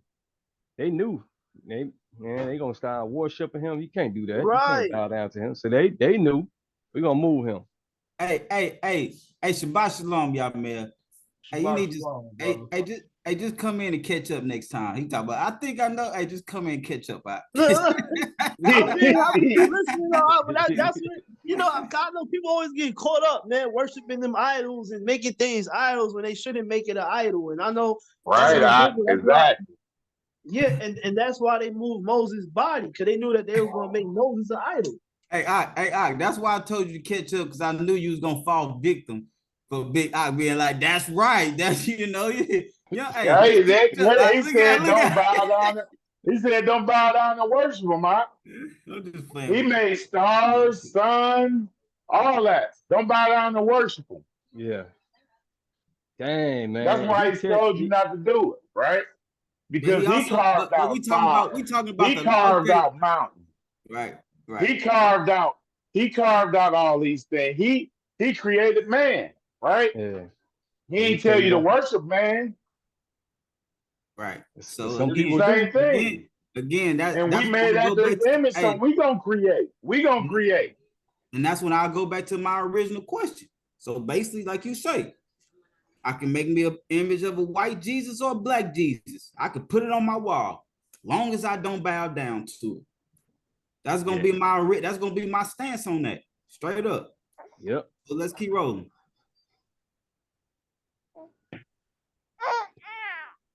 Go ahead. 5, huh? You need me to take who's reading, Adam? Yeah. Adam. Okay. All Need me right, to take fine. over? I got this one. You get the next one. I got Okay. this, baby. They are like a rounded post, and they do not speak. They have to be carried because they do not walk. Do not be afraid of them, for they do no evil, nor is it in them to do any good. There was none like you, O Yahuwah. You are great, and great is your name and might. Great is your name and might. Who would not fear you, O sovereign of the nations? For this is your due, for among all the wise men of the nations, and in their reigns there is none like you. There was none like you. Right. They are both brutish and foolish, and instruction of worthlessness is the tree. Right. The tree, which is used for a lot of good things, right? Okay. Right. It's used for a lot of good things, just like his creation. Like It is. I think it's in Sirach, he said Elohim made a lot of good things, but a lot of evil people use them for evil. Right? Mm-hmm. All right. Silver is beaten into plates. It is brought from tarnish, and gold from your past. The work of the craftsman and of the hands of the smith, draped in blue and purple, all of them are the work of skilled ones, right? So when everything is tree used for everything, right? You can go get a skilled guy. He gonna put him a cabin together. You know what I'm saying? He could be an evil guy. He gonna put him a nice, beautiful cabin together. It's still worthlessness. It's worthlessness, like you just said. Am I getting off topic? You said he gonna put a cabinet together? A cabin. Cabin is made of wood, right? Tree. Right. Yeah. But I wouldn't say that cabin is worthless. What I'm saying is that guy is evil. You know what I'm saying? And If he worshiping made everything else. If he made the cabin. But if he's bound down and worshiping his cabinet, like loving his cabin and nothing else, and this guy's evil, it's worthless. Maybe I'm getting off topic. I hear you. I hear you, but at the same time, like I said, you need the work of the craftsman and the hand of the smith to build you a house. Right. So you won't get rained on. You know what I'm saying? Messiah and Joseph, they worked at carpentry. You know what I mean? Okay. But go ahead, though. But Yahuwah is truly Elohim. He is the living Elohim and the everlasting sovereign. At his wrath, the earth shakes, and the nations are able to stand his displeasure. Say to them this, the Eli that did not make the heavens, all right, the Eli that did not make the heavens and the earth shall perish from the earth and from under these heavens. Mm-hmm. He has made the earth by his power. He has established the world by his wisdom and has stretched out the heavens by his understanding. When he makes his voice heard, there is a roaring of waters in the heavens, and he makes vapors rise from the ends of the earth. The lightnings for rain he has made, and brings wind from his treasuries. Whew. Man, everyone is Brutus in knowledge. Everyone is Brutus in knowledge. Every smith is put to shame by his idol. That's what I was saying. It's worthlessness. Not by his works, but by his idol. By his idol. By his idol. So if that people are bowing down to, right. Not the cabin that he built for shelter. What I'm saying is, if he bowed down to the cabin and just prayed that cabin, like You know what I'm saying? Above everything else. You Okay, know, but like if he made the cabin, he probably be praising his hands more than the cabin. You know what I'm saying? mm, He probably like, man, I got skills. I could do this. Is he is if he say Most High gave me skills to make house, like Joseph. He gave me this skill, so I'm using this skill. You know, you gotta work, right? yeah, you do. You do. Check this out. For his Okay. molded image is falsehood, and there is no spirit in them. And that go Hmm. for Ain't no that go for spirit. everything, Ain't, right? ain't no spirit in the house. We ain't looking for a spirit in the house. We're looking for spirit in this idol that he That's what I'm made. saying. He So said, for his so molded image is falsehood, and there is no spirit in them. There's no life, right? So right. Ain't no they go life in them. right. So they go for everything, right? As Right. far That as go for everything. Ain't no the white image, the black image, everything, right? but at the same time, a lot of people do bow down to the images, but a lot of people don't even bow down to no images They don't. because they know this. They know these scriptures. They ain't finna worship no image Right. or like they wasn't finna worship. Go ahead. I was gonna say they wasn't finna worship Elijah and and what Enoch and Elijah, or was that Moshe and Elijah? They didn't worship I them. think he wanted to. Let me make a booth. Let me Yeah. make a booth for him. Mm-hmm. I think he wanted to. Because he said for you and them. Yeah. What is a booth? What is a booth? Where the people Is go it a to resting pray place? in, it was a booth, like a phone booth, a little box. What they go do in the Catholic Church? They go in the booth and confess their sins and everything. A little booth, a little sanctuary place or something, you know. A sanctuary? Okay, okay. They are worthless, a work of mockery. In the time of their punishment, they perish. The portion of Jacob is not like these, for he is the maker of all, and Israel is the tribe of his inheritance. Yahuwah of hosts is his name. Right. We know that the Most High is our, you know what I'm saying, is our rock, right? He our rock. Mm-hmm. Okay. Let's continue this conversation in Wisdom of Solomon.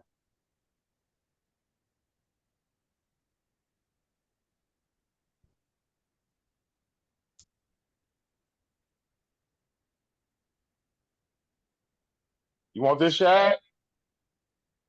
Yes, sir. Wisdom of Solomon 13. Okay. See, this is what I'm talking about. It's about what you making it. What is you doing with what you made? You know what I mean? Verse 13, chapter 13, Wisdom of Solomon, verse 1. Go ahead.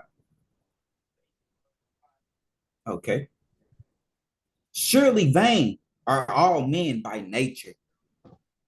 By nature. Right. Surely vain are all men by nature.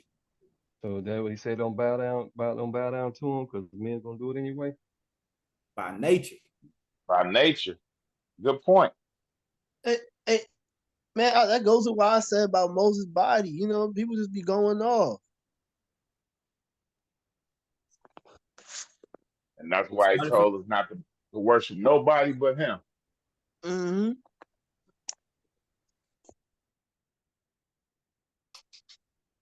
And then at the same time, you don't worship the image of Christ, right?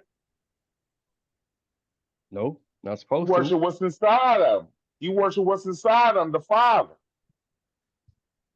Right. The Creator. That's what you worship. Mm-hmm. Okay. Starting back at the top.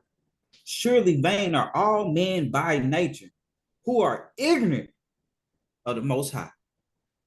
Mm. And could not. Ignorant of. Mm-hmm. No, go ahead. My bad. I'll just say who are ignorant. You know what I'm saying? Surely vain are all men by nature who are ignorant of Elohim. Right. Mm-hmm.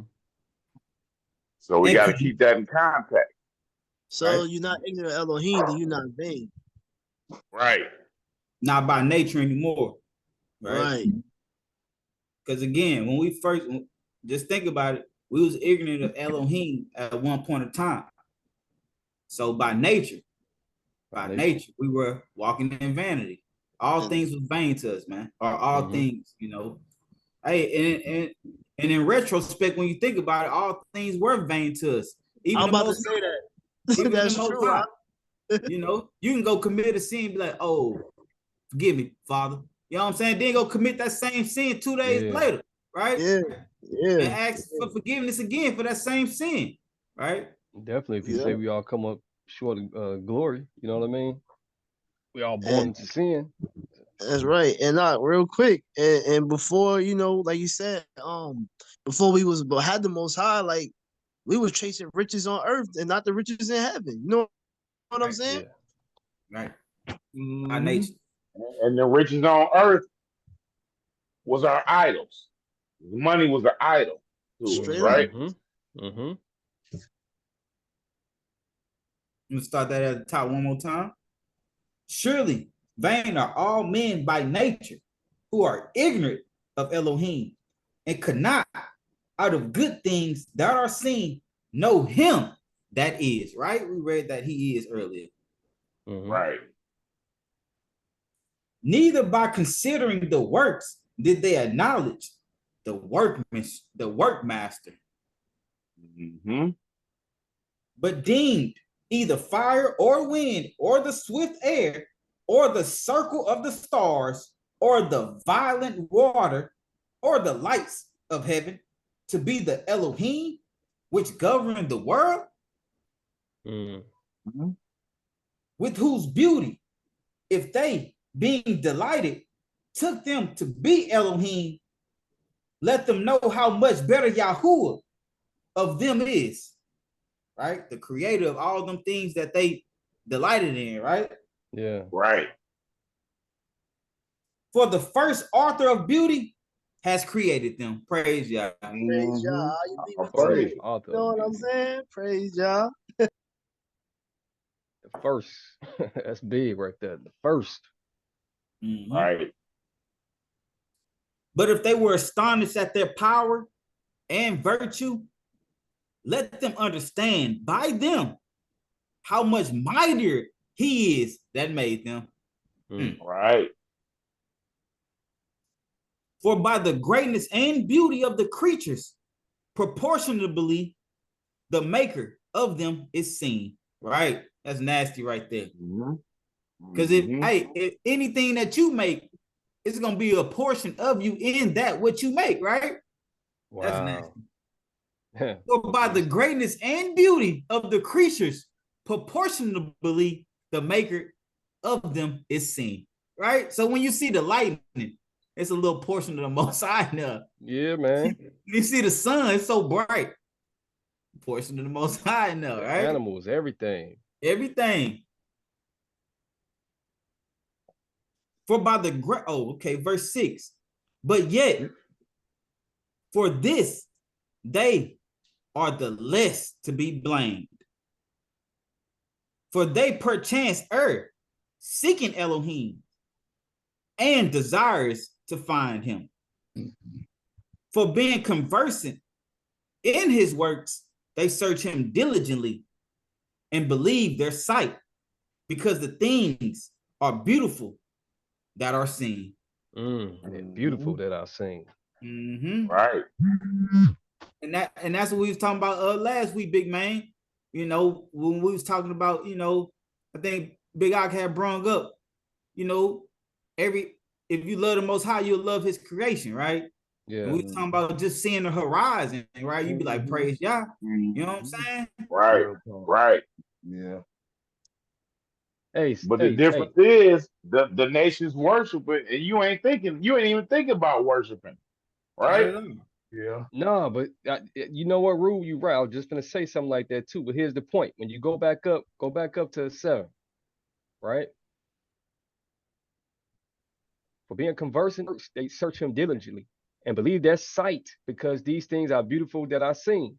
Look at all those images over there in the Catholic Church, the Mary, the Son. They make it so beautiful that you just gotta bow down and worship it and everything, man. And this is why he tells you, do not bow down thyself to them, nor worship them.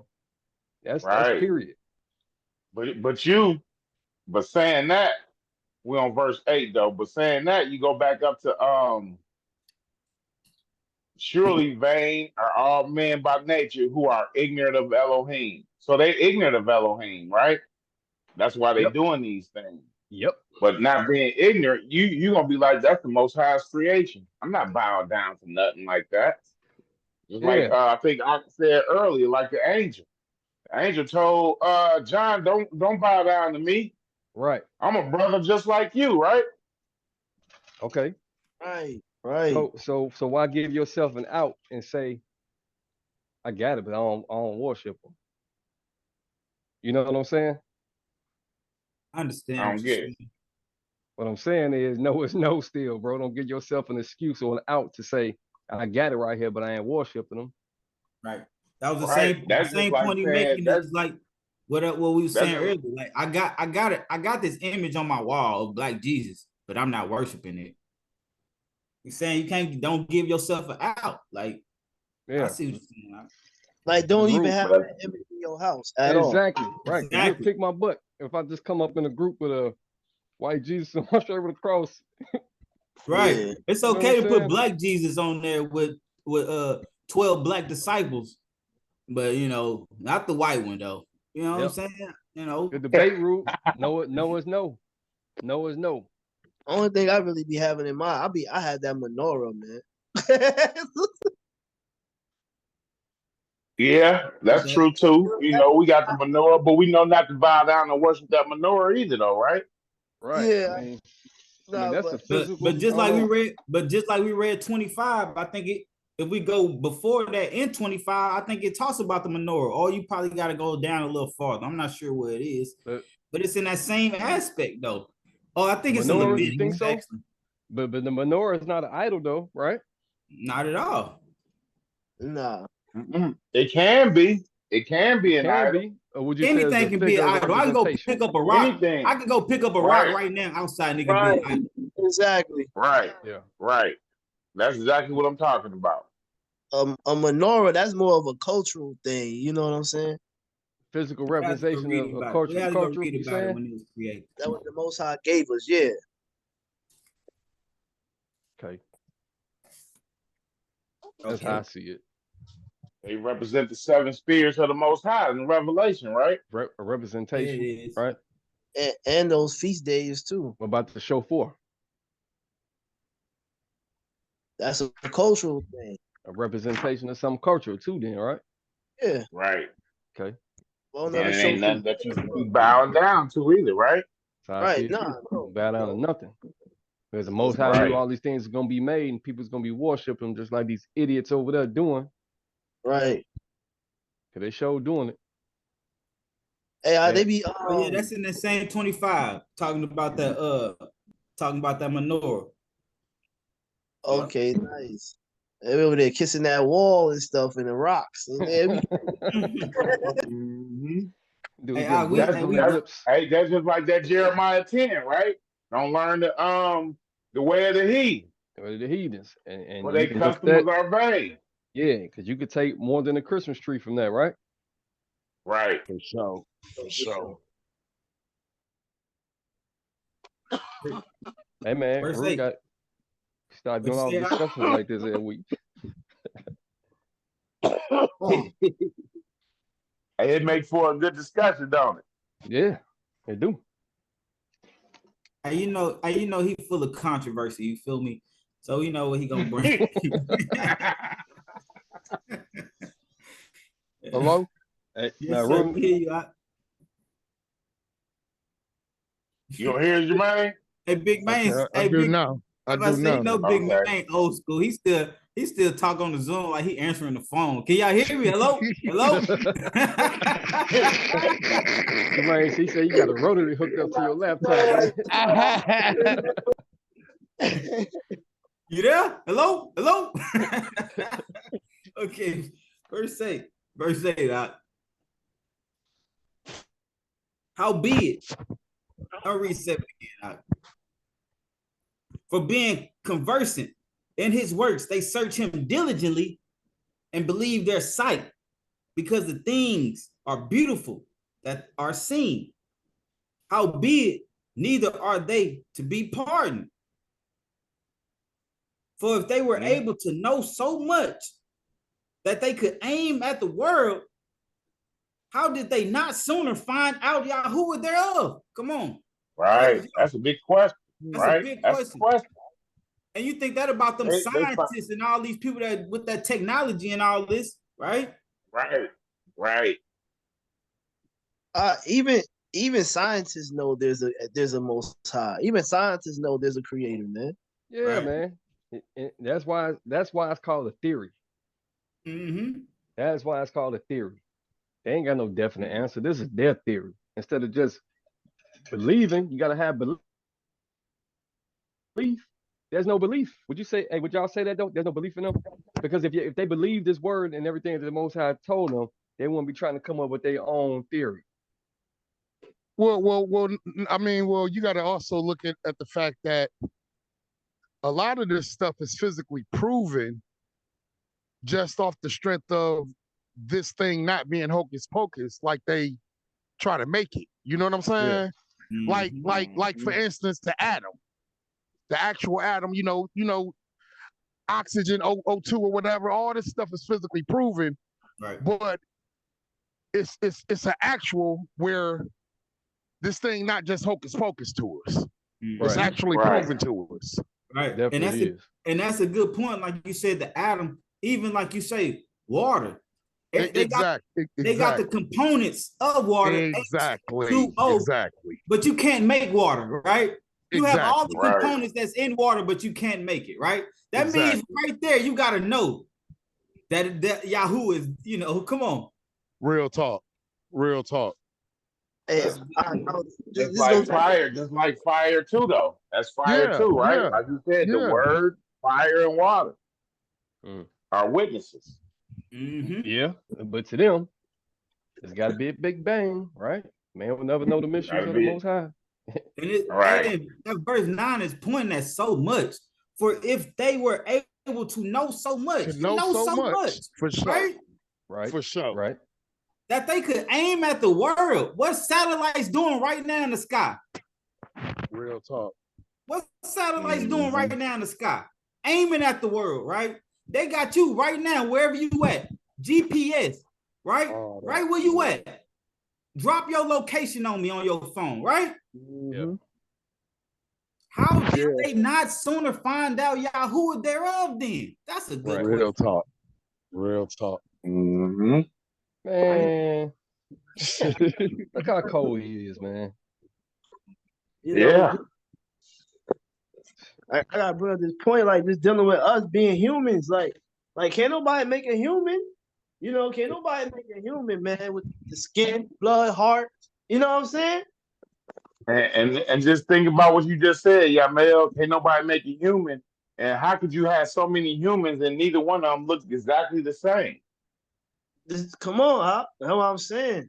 Even when you get to talking about twins, they not like you can't tell one from a. It's something on one of them twins that look different than the other. You know what I'm saying? Yeah, definitely. Hey, Yeah. sometimes you just gotta find it though.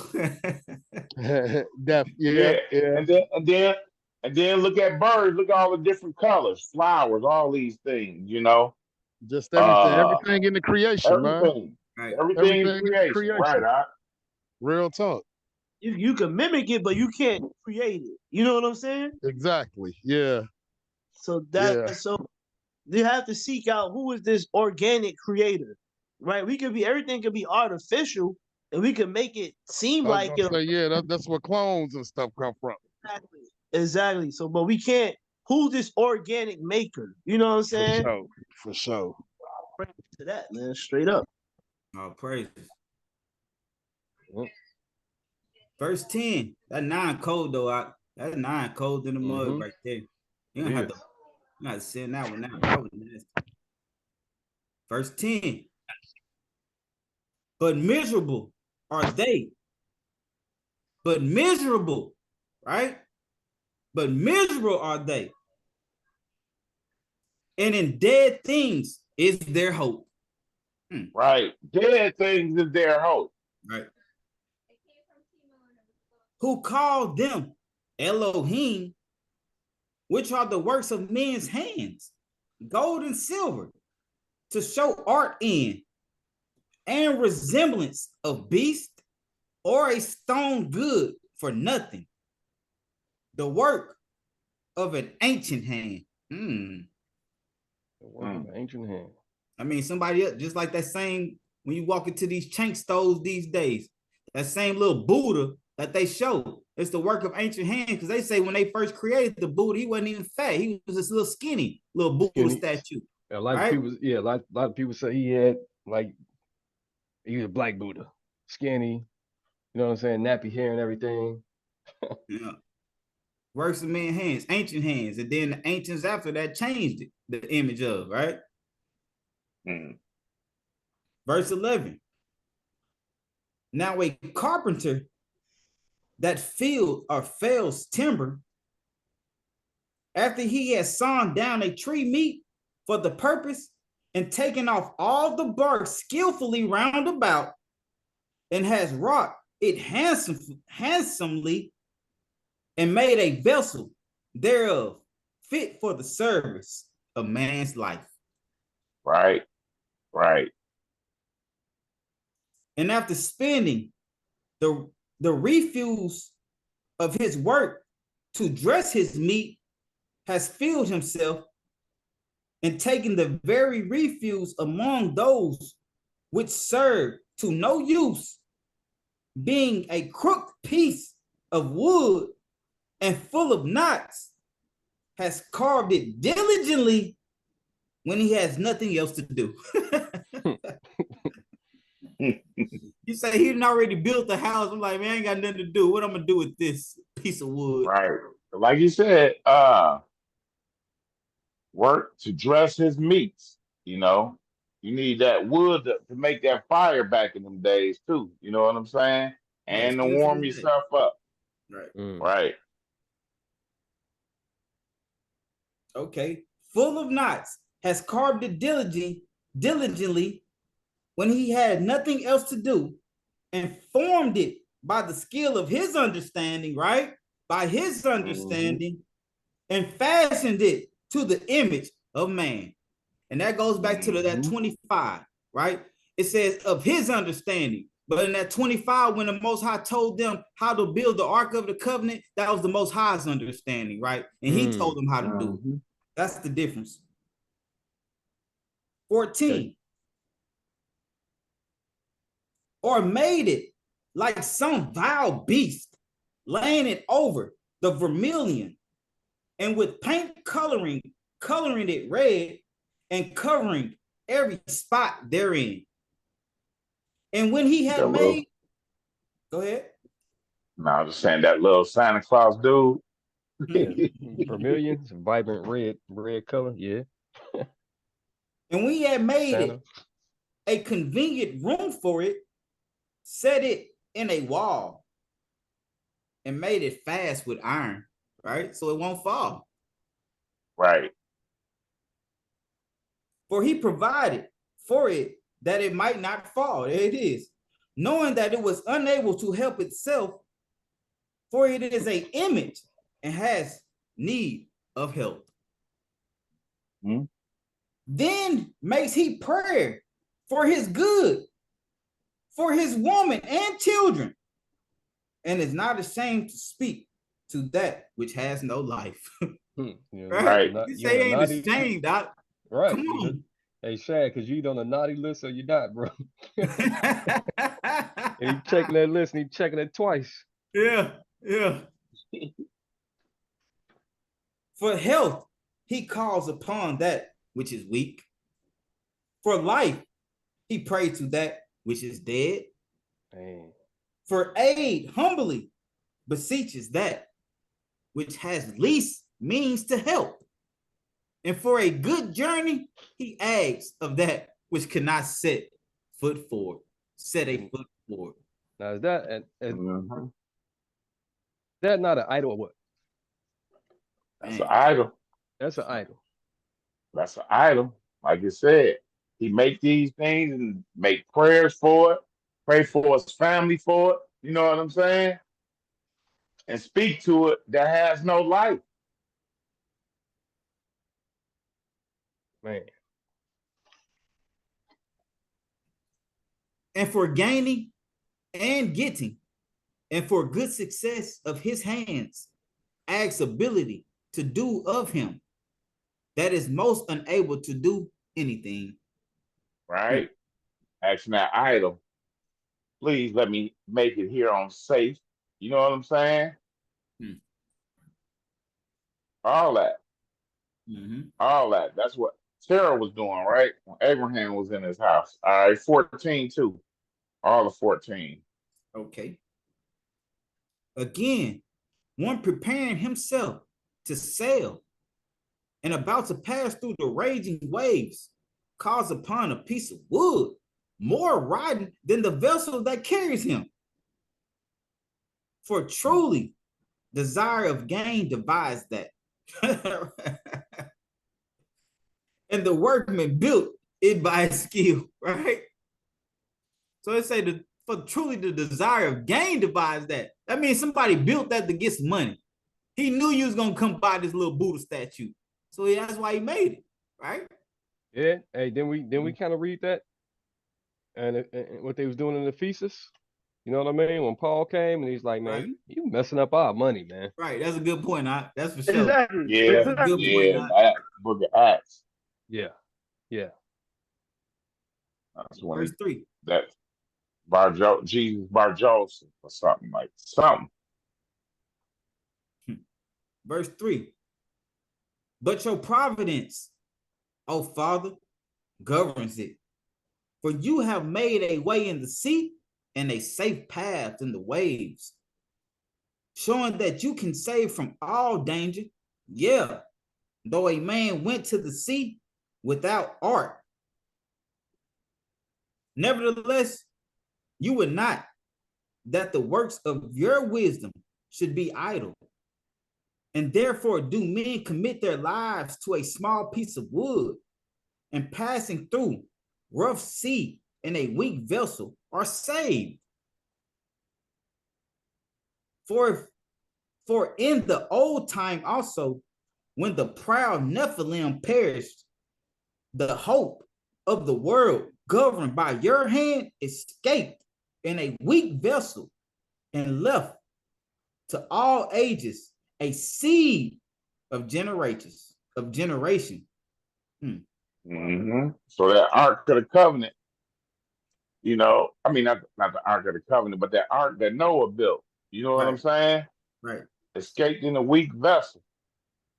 Left to all ages a seed of generation. Oh, you right. man, And it was only good Noah point. and his sons building this vessel. So you know it couldn't be that strong. Think about how many men actually build a big ship, right? All these big ships that you see, that's not just like 4 men building that. It's 4 men built this. So you know it wasn't that strong. Let's just be real. And it had all them animals in there. Come on. But it's strong safe. enough to hold them up though, right? Oh, praises. That's the What most he's high. saying is it's a weak vessel, Right. Because if people make these idols, they're the same fabric, wood and everything, but it has no power. It has no power. It does nothing. It's in need of help. It's a weak vessel.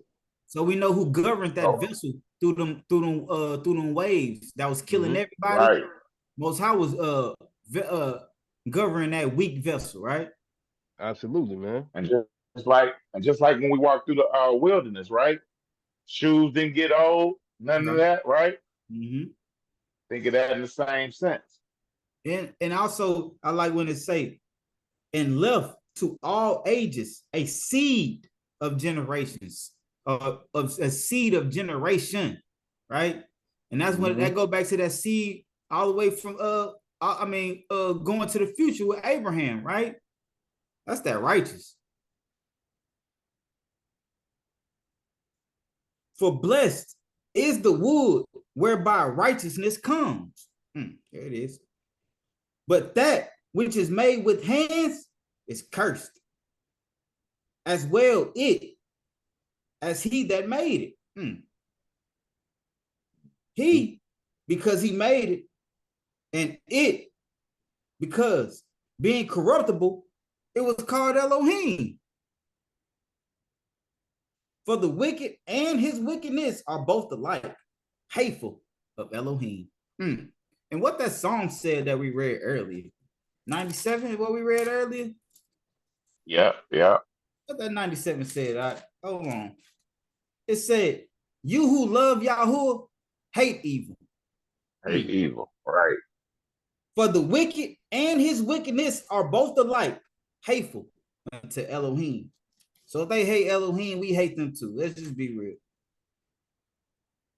Verse 10, for that which is made shall be punished together with him that made it.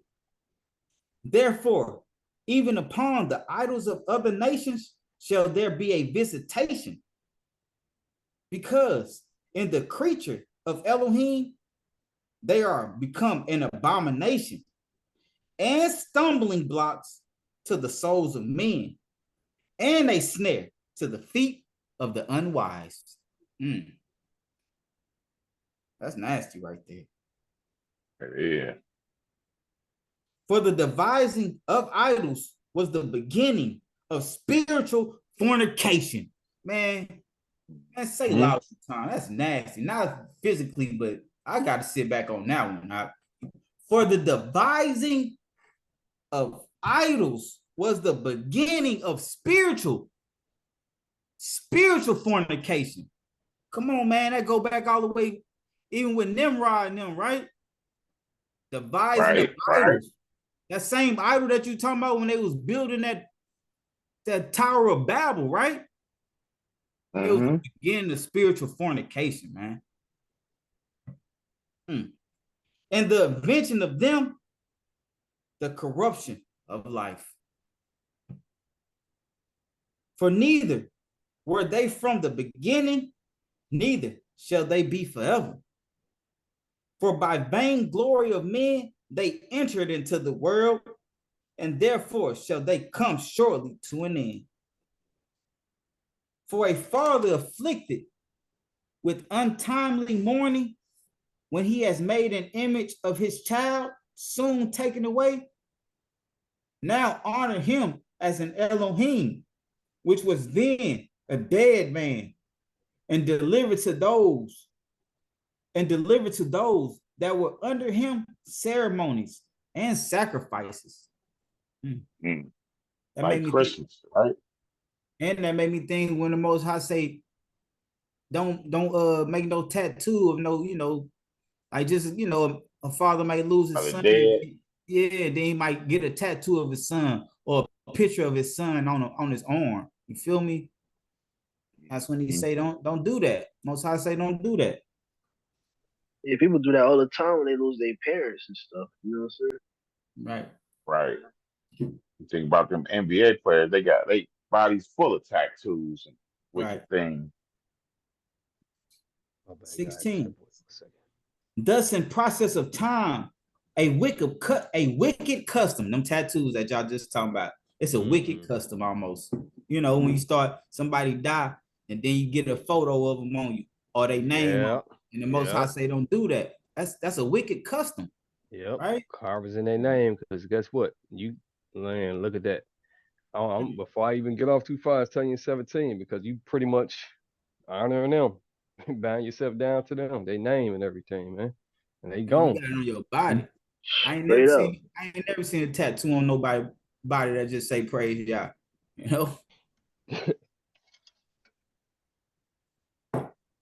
Okay, 16 again. Thus, in process of time, a wicked custom grown strong was kept as a law. And graven images were worshipped by the commandments of kings. You see that Nebuchadnezzar too, right? I was just thinking of him when you said that. And that kind of remind me of the Antichrist too, when he gonna come down here. And same thing. 17. Whom men could not honor in presence, because they dwelt far off. They took the counterfeit of his what's that word? Visage. Visage. Yeah, basically like they image. Visual. Yeah, like his image. Hey, just grab that for us, Adam, one time. We get the proper definition. I'm gonna keep reading. Got you. They took the counterfeit of his visage from far and made an express image of a king whom they honored to the end, that by this their forwardness they might flatter him that was absent, as if he were present. And that's exactly what people do, and you hit that on the head, because visage is the face, the countenance, or appearance of a person. That's exactly what it is. Right. Okay. So instead of visual, they say visage. Okay. Visage. Yeah. Okay. Get that picture of him on my arm, right? Straight up. Right. And they honor him like he present. Like he gonna be like, all right, y'all did good for me. Y'all did good. Y'all did good. Right. And take this in mind when you say that. That's exactly what people do over there in these churches, man. I can't even just say the Catholic churches. They go down there and they bow down themselves to this image of Mary, the bleeding, weeping statue, whatever it may be, an apostle. You know what I'm saying? Lady of Guadalupe, they got all these candles and they sitting there crying and weeping to them. And come on, man. As if they're here. But they can't even help you if they was here. Right. Well, even like you just said with the tattoos, brother, with the tattoos of the dead. Yeah. Got their face on there. Like they here. Like man, they here. listen, I have an understanding, right? When I lost my pops, I thank the Most High for the memories that I have. And that's what I have. I have memories. And nobody can take that away from me until it's gone. It's memories, bro. You know? Yeah, we always have pictures and everything, but I know carvings and stuff on your arm and everything to help remember. We have memories, man. And the thing is, it ain't like you worshiping your father picture or his image. It's just for your remembrance, right? Yeah. Right. And that's the same thing we was talking about Moshe and Eliyahu, right? They wasn't worshiping the drawing that they might have had of them, but they still had the image. Just like you take a picture every day. We don't have to draw pictures. We can just pull our phone out and snap it. You know what I'm saying? Right. Hey, Shaq. Yo. If it was a picture. Let me pull out this big piece of stone out the backpack real quick. Hey, come on, man. You see, and then you see, they go to Egypt these days. They still have like visuals of pictures of people on stone on walls. You telling me they ain't had no image of Moshe? Come on, man. Yeah. And our people was the most handy of the handy, man. You know. I don't doubt that they didn't. I don't doubt they didn't, man. Hey, we was the first ones to go to them King Tyree and them and get some of that purple. Now, when the Romans started doing it, it just got whitewashed. We was the first ones though. You know what I'm talking about? Ask Solomon about it, when we make it to the kingdom. Okay, 18. Also, the singular diligence of the artificer did help to set forward the ignorant to more superstition. Wow. Artificer. Go ahead, Al. No, just reading. It said the artificer did help to set forward the ignorant to more superstition, because this is what they do even to this day. Right. That's when we talk about that image of the white Jesus. We ain't talking about black Jesus. Artificer is the same as artificial. The person who made the artificial art, right? Yeah. Okay. 19. For he, perchance, willing to please one in authority, forced all his skill to make the resemblance of the best fashion. Yep. So it just made people more ignorant to the superstition, man. Make them more stupid. Right. I'm gonna beautify this. I'm gonna make this. Man, you just add to the ignorance. So that's when they drew up Caesar Borgo. Because you remember Please the one in authority. Please the one in authority, exactly, right? Make a picture of my make a picture of my kid. Because the one in authority said, okay, yeah, I know about the Messiah, but I can't worship a black God or a black Jesus. I mean, a black Jesus. So what they say, the artificer said, let me go please him in authority, and made what? He like, this is a pretty white man looking like a girl. Yep. Let me draw him to please him. And then he still worship the Messiah, but it's the image that is pleasing to him, right? Because and what we just read, how when they beautify how beautiful it is, people and they worship it, they bow down to it. Yeah. It makes and they said he had no beauty to him though, right? Right. Exactly. Exactly. They made him gorgeous. The Nazarene part. I gotta get the Nazarene part. I'm saying a gorgeous Gentile. hey, Dad. Yeah, you gonna get that Nazarene part? I done got the patch. I put it right in the patch. Right there in the middle of the patch, Hey, for he shall grow up before him as a tender plant, and as a root out of the dry ground. He had no form nor kindliness. Right. And we shall see him, and when we shall see him, there is no beauty that we shall desire of him. Wow. That's that 53, Isaiah 53? Yeah. Yeah. There's no beauty that we should desire of him. It's all the blushing of the eyes with Caesar Borgia and all that, man. Man, making them female poses and stuff. Even put makeup on him. Man, yeah, man. Hey, all praises to the Most High for this understanding. Just be able to discern and just have understanding. You know what I mean? And not follow that way. One of the ways of the heathen, you know. Man. All praises. Verse 20. I'm gonna get through it. Y'all know how I read. Verse 20. And so the multitude, allured by the grace of the work, took him now for an Elohim. Sure. Which a little before was but honored. And this was an occasion to deceive the world. And this was an occasion to deceive the world. Hey, notice when it said occasion. That's more than one time, right? More than one thing. That's an occasion. On occasion. So that's what that white image was out there for. Oh yeah. To see the world. And look at all the other images too. That's why I said an occasion. Mm-hmm. How often do you drink? Is it occasionally or you know what I'm saying? When the opportunity presents itself, basically. Yeah. Right, yeah. Yeah. For men serving either calamity or tyranny, did ascribe unto stones and stocks and uncommunicable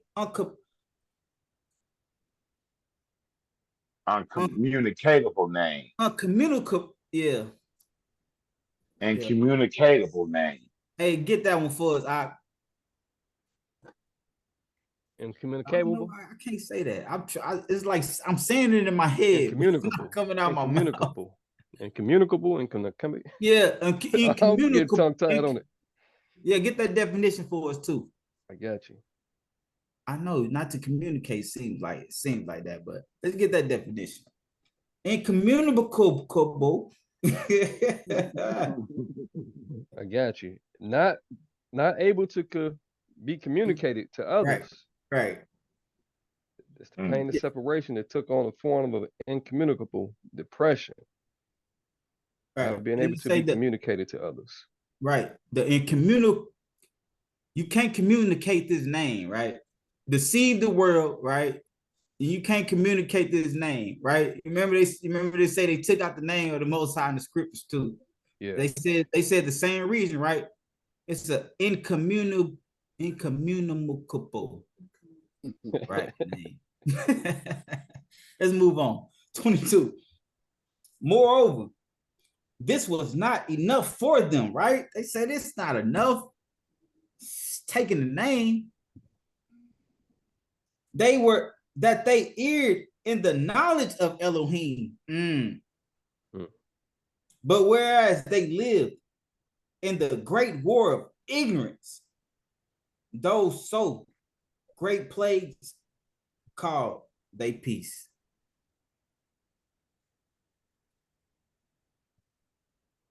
For while they slew their children in sacrifices or used secret ceremonies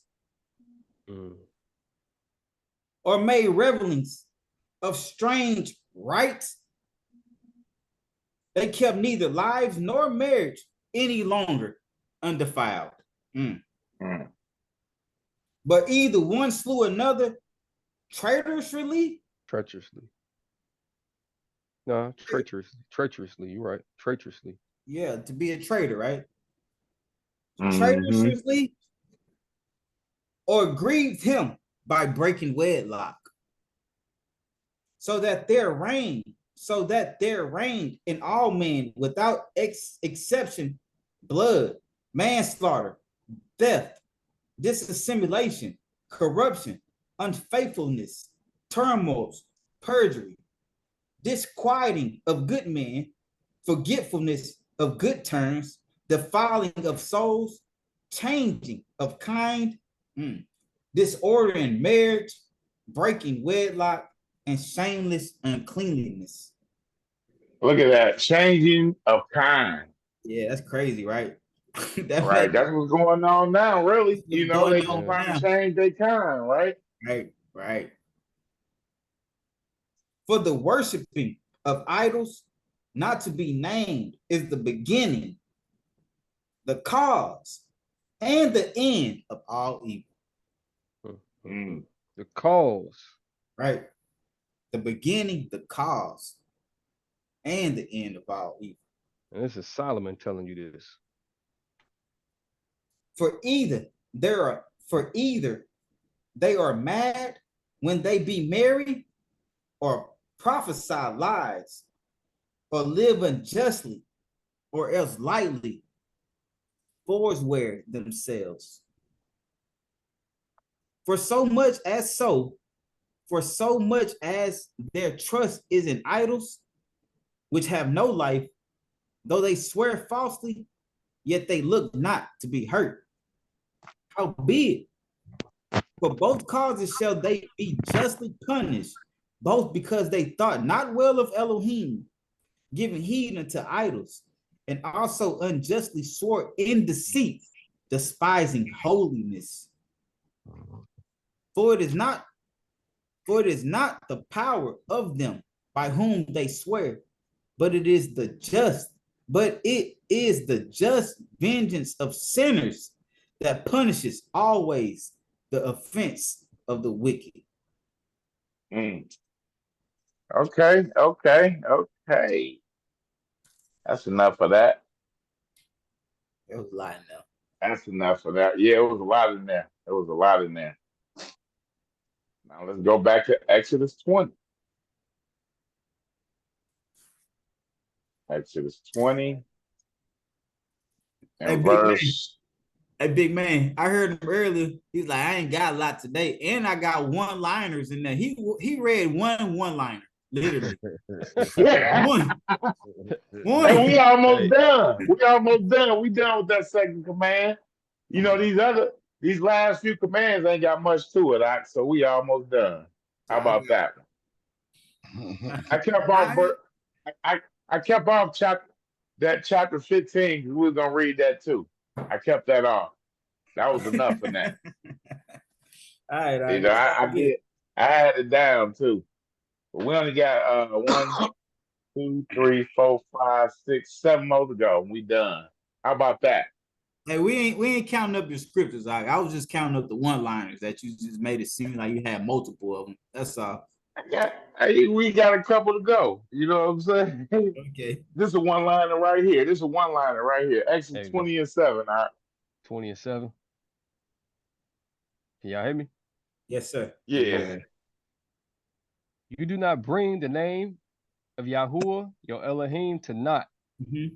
For Yahuwah does not leave the one unpunished who brings his name to naught. Okay? That's real Pacific Now, right there, too, right? It can be right too, because I'm saying I'm going out there in the name of Yahuwah, praising him and everything. But yet I'm still in the world sinning and doing this and that too, right? Right. I'm bringing his name to nothing. Hey, that was the right. perfect. That was the perfect example. Like literally, Yeah. It is a perfect example. That was a Yeah. perfect example. Let's bring his name to not, because somebody look at you and they'd be like, he says he praised the Most High, Yah. But look at your works and how you getting down. They be like, is that somebody that praises the Most High? You feel me? Right. Let's bring his name to nothing. Right. Right. Yeah. That, you can find that example what you talking about in that Amos. Mm. You know, we wasn't gonna go to it, but I'm just saying, you know, that Amos talk about that too, about how the children of Israel brought his name to naught by breaking the commandments. So we're gonna get a quick look at this. You know what I'm saying? Just not much, just a little bit. Leviticus 24 and 10 through 16. You want this, Jermaine? Or Giandre, or Yamel, either one, whoever want it.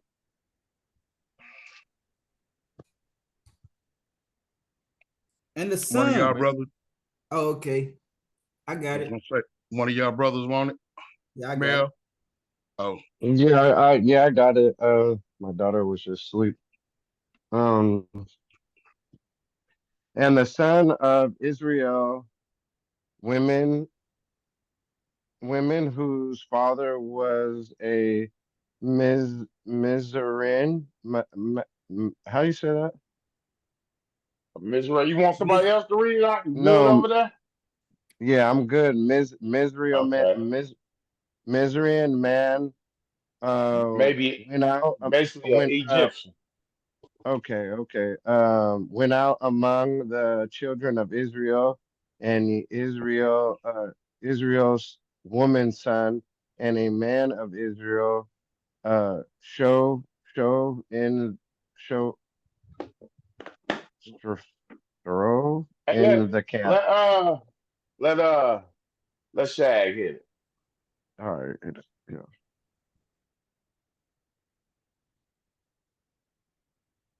Go ahead, Doc. Okay. Verse 10. Yeah. Okay. 10 to 16. Okay. And the son of an Israeli woman, whose father was a Mitzrite man, went out among the children of Israel. And the Israeli woman's son and a man of Israel strove in the camp. And the Israeli woman's son blasphemed the name and cursed. So they brought him to Moshe. Now his mother's name was Shelemith, the daughter of Debri, of the tribe of Dan. And they put him under guard, that it might be declared to them at the mouth of Yahuwah, right? And Yahuwah spoke to Moshe, saying, bring the one who has cursed outside the camp, and all those who heard him shall lay their hands on his head, and all the congregation shall stone him. And speak to the children of Israel, saying, anyone who curses his Elohim shall bear his sin. And he who blasphemes the name of Yahuwah shall certainly be put to death. And all the congregation certainly stoned him, the sojourner as well as the native. Wow. Let's say the sojourner, the stranger stoned him too. Come on. When he blasphemes the name, he is put to death. He is put to death. Jump down to 23. And that's clear cut right there. Yeah, no. He said the stranger threw stones too, so that's deep. I don't even know how to come at that, but that's different. Yeah. And Moshe spoke to the children of Israel, and they barked the one who cursed outside the camp and stoned him with stones.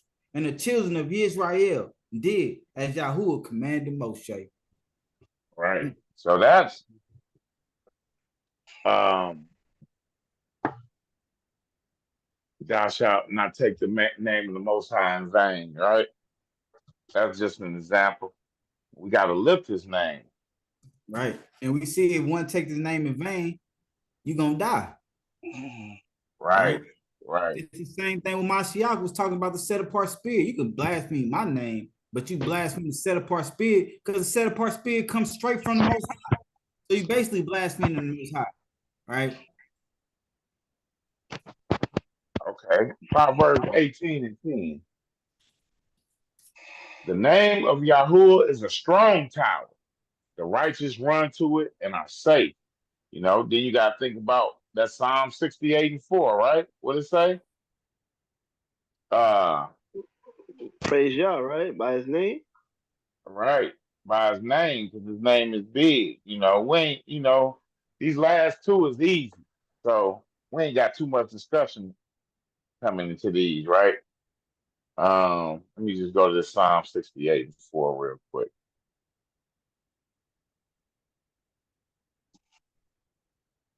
That's 64.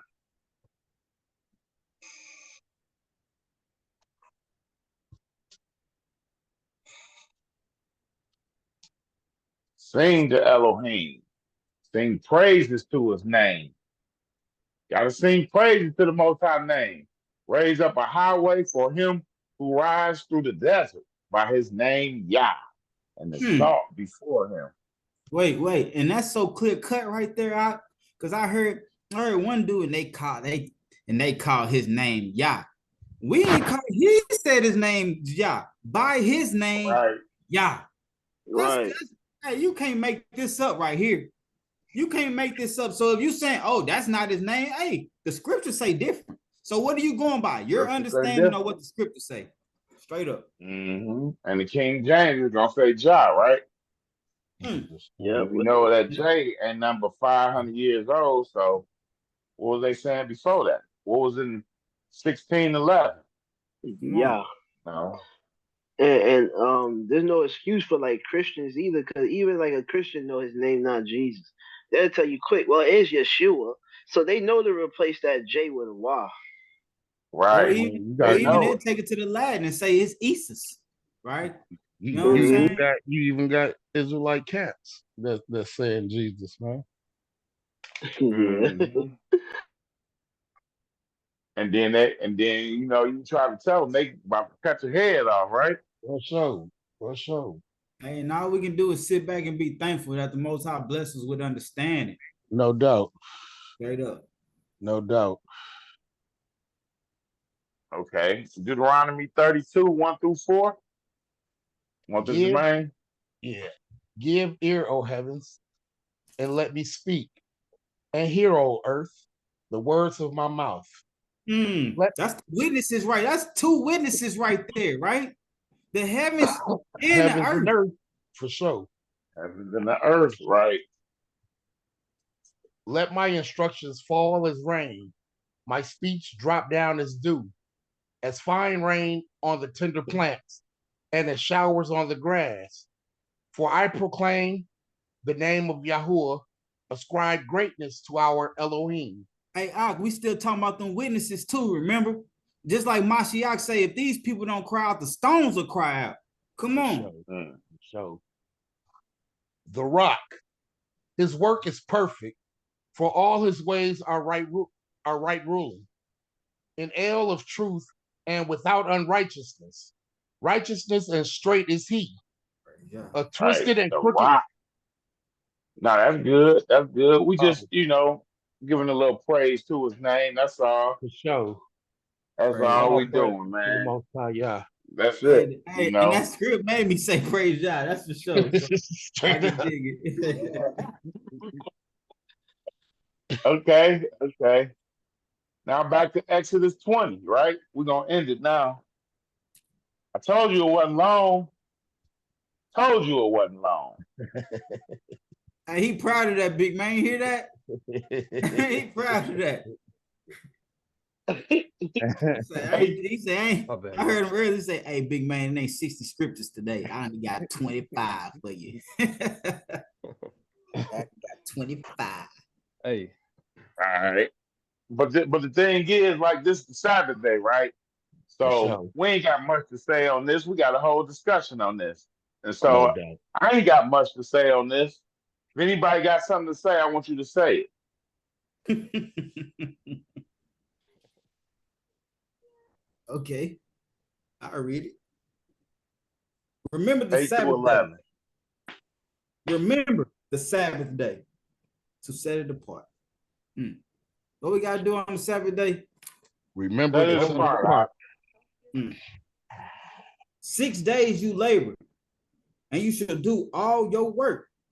But the 7th day is the Sabbath of Yahuwah your Elohim. Come on. It's of Yahuwah your Elohim. Come on. This is Moshe command, huh? Yahuwah your Elohim. Man, that's clear cut and simple. Really, that's clear cut and simple. Really, it is. You do not do any work, you, nor your sons, nor your daughters, nor your male servant, nor your female servant, nor your cattle, nor your sojourner who is within your gates. For in 6 days Yahuwah made the heavens and the earth, the sea, and all that is in them, and rested the 7th day. If the Most High got to rest, and he said, I'm going to rest on the 7th day. Come on, man. For sure. Come on. Ain't no such thing as no Sunday church. Man. I mean, if you want to have church on Sunday, so be it, but you still need to be resting on the Sabbath, you know? Right. Right. Therefore, Yahuwah blessed the Sabbath day and set it apart. What day did the Most High bless? Sabbath day. And the thing is, like Jermaine was said, ain't no need for no Sunday church, right? And then, like, if a Christian was to come to me and be like, I worship the majority of people with us going on the first day of the week, not resting on the Sabbath. Right. They are walking their cars and cleaning houses, shopping, and all type of stuff. Man, they getting it in. They getting it in. And then after church, they go straight out to eat, right? You go straight out to eat, go buy some food, instead of having it prepared. You know, you think about all that. So, and then, you know, like I said, if a Christian came to me and said, I worship Sunday because Christ rose Sunday, I'd be asking, is that your Sabbath day, or is you claiming the Sunday? If they was to say, well, we look at Sunday as the 8th day, then I will understand it a little more. But if they said it, nah, that's the day we worship. You can't look at it as the 8th day because it's the start of the week. It's the start of every week. Right. And he didn't raise on that day. He didn't rise on that day. Nah, he didn't rise on that day, but he made himself known on that day, which represents the 8th day, right? Okay. Because after the Sabbath day, there ain't no more days afterward. Right. So that 8th day, when he showed himself as a new creature. So if they was to say that, I would understand them better, you know, by saying that. You know what I'm saying? I was like, okay, I see why you're doing it, but it's still, you still making void the command by your tradition of man, basically. For the ones who are doing it that way, for the ones who actually know. And then you got some that don't know what they're doing. You got some that say, nope, Sunday no matter what. They ain't resting on Sunday no matter what. Right. Yeah. Hey, but hey, can I get a quick Selah moment? Yes, sir. Praise God. Yeah.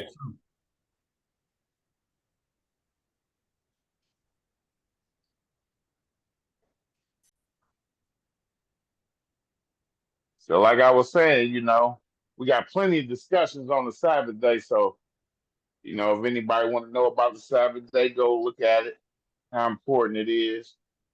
So and this that's all I was saying. And when we talk about the Sabbath day, again, we talk about the 2 greatest commandments, right? It's a part of it. Right. It's a part of it. What we read in the beginning, what was that first scripture we read? Love the Most High with all your with mind, all your heart. right? And guard All his your commandments. being. That's two parts of it. You loving the Most High with all your mind, your heart. You feel me? That's keeping the Sabbath. That you're gonna do that automatically. You will guard his commandments. And then he say, and Right. guard my commands. This is a commandment also. Come on, man. Right. This Right. And then you think about it, like the children, like we read last week, you know, Exodus 20 and was that 18, 19? How I say, and the people saw the thunders and the lightning and the voice of the shofar and the mountain smoking, and the people saw it and they trembled and stood at a distance and said to Moshe, you speak with us and we hear, but let not Elohim speak with us, lest we die. So the Most High just finished 10 of them. Right. You can't sit there and say, I love the Most High, and then say, I'm a homosexual, because it's in the law that you should not be a homosexual, right? There's a lot of things in the law that he couldn't finish in 10 words.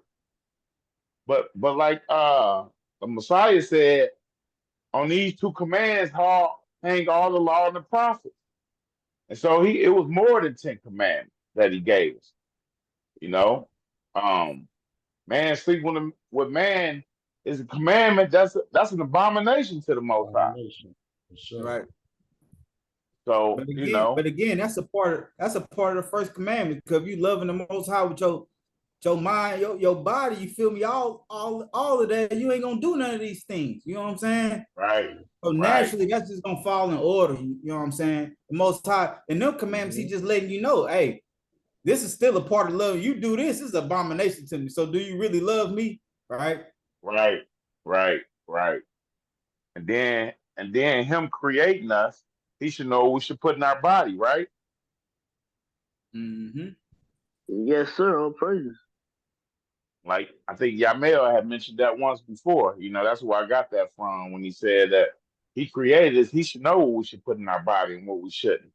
If he said don't eat no pork, he should know better than we do, right? We wait till we get older and go to the doctor. Then the doctor tell us, we making the doctor our God. Oh, he told me not to eat this. But the Most High been told you not to do it. Most High been said don't do it. You feel me? And then, you know, being who he is, you go to somebody and say that, you a Muslim? Nah, Most High said not to do it, right? So that's it, y'all. You know, good conversation. Good conversation. Now let's go to yeah, it was good.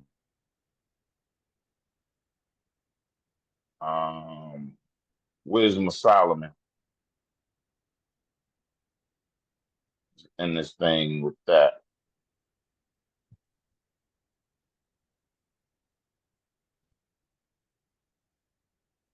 Psalms of Solomon, I mean. Chapter 3.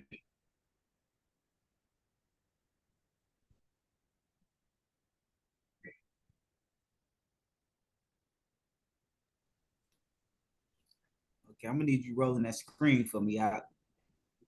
I got you. Okay. Why sleepest thou, O my soul, and blessest not the Most High? Sing a new song unto the Most High, who is worthy to be praised. Sing and be wakeful against his awaking. For good is a psalm sung to the Most High from a glad heart. The righteous remember the Most High at all times, with thanksgiving and declaration of the righteous, of the Most High's judgments. The righteous despiseth not the chastening of the Most High. His will is always before the master. For the righteous stumbleth and holdeth the master righteous. He falleth and looketh out for what the Most High would do to him. He seeketh out whence his deliverance will come. The steadfastness of the righteous is from the Most High Yah, their deliverer.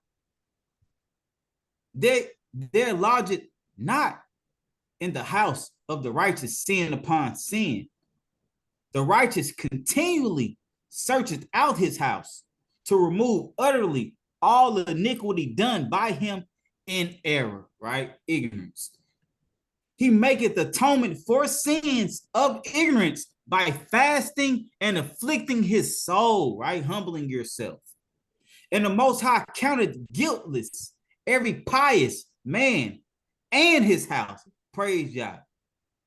The sinner stumbled and curses his life the day when he was begotten in his mother's travail. He adds sin to sin while he lives. He falls. Verily grievous is his fall, and rises no more. The destruction of the sinner is forever. The destruction of the sinner is forever. And he does, and he shall not be remembered when the righteous is visited. This is the portion of sinners forever. But they that fear Yahuwah shall rise to eternal life. But they that fear Yah shall rise to life eternal. And their life shall be in the light of the Master, and shall come to an end no more. Praise Yah. Praise Yah. Hallelujah. All praise. Hey, the word, I was still squinting. That's crazy. Praise Yah. You said what? No, I was talking to myself. The words was big, but I was still squinting.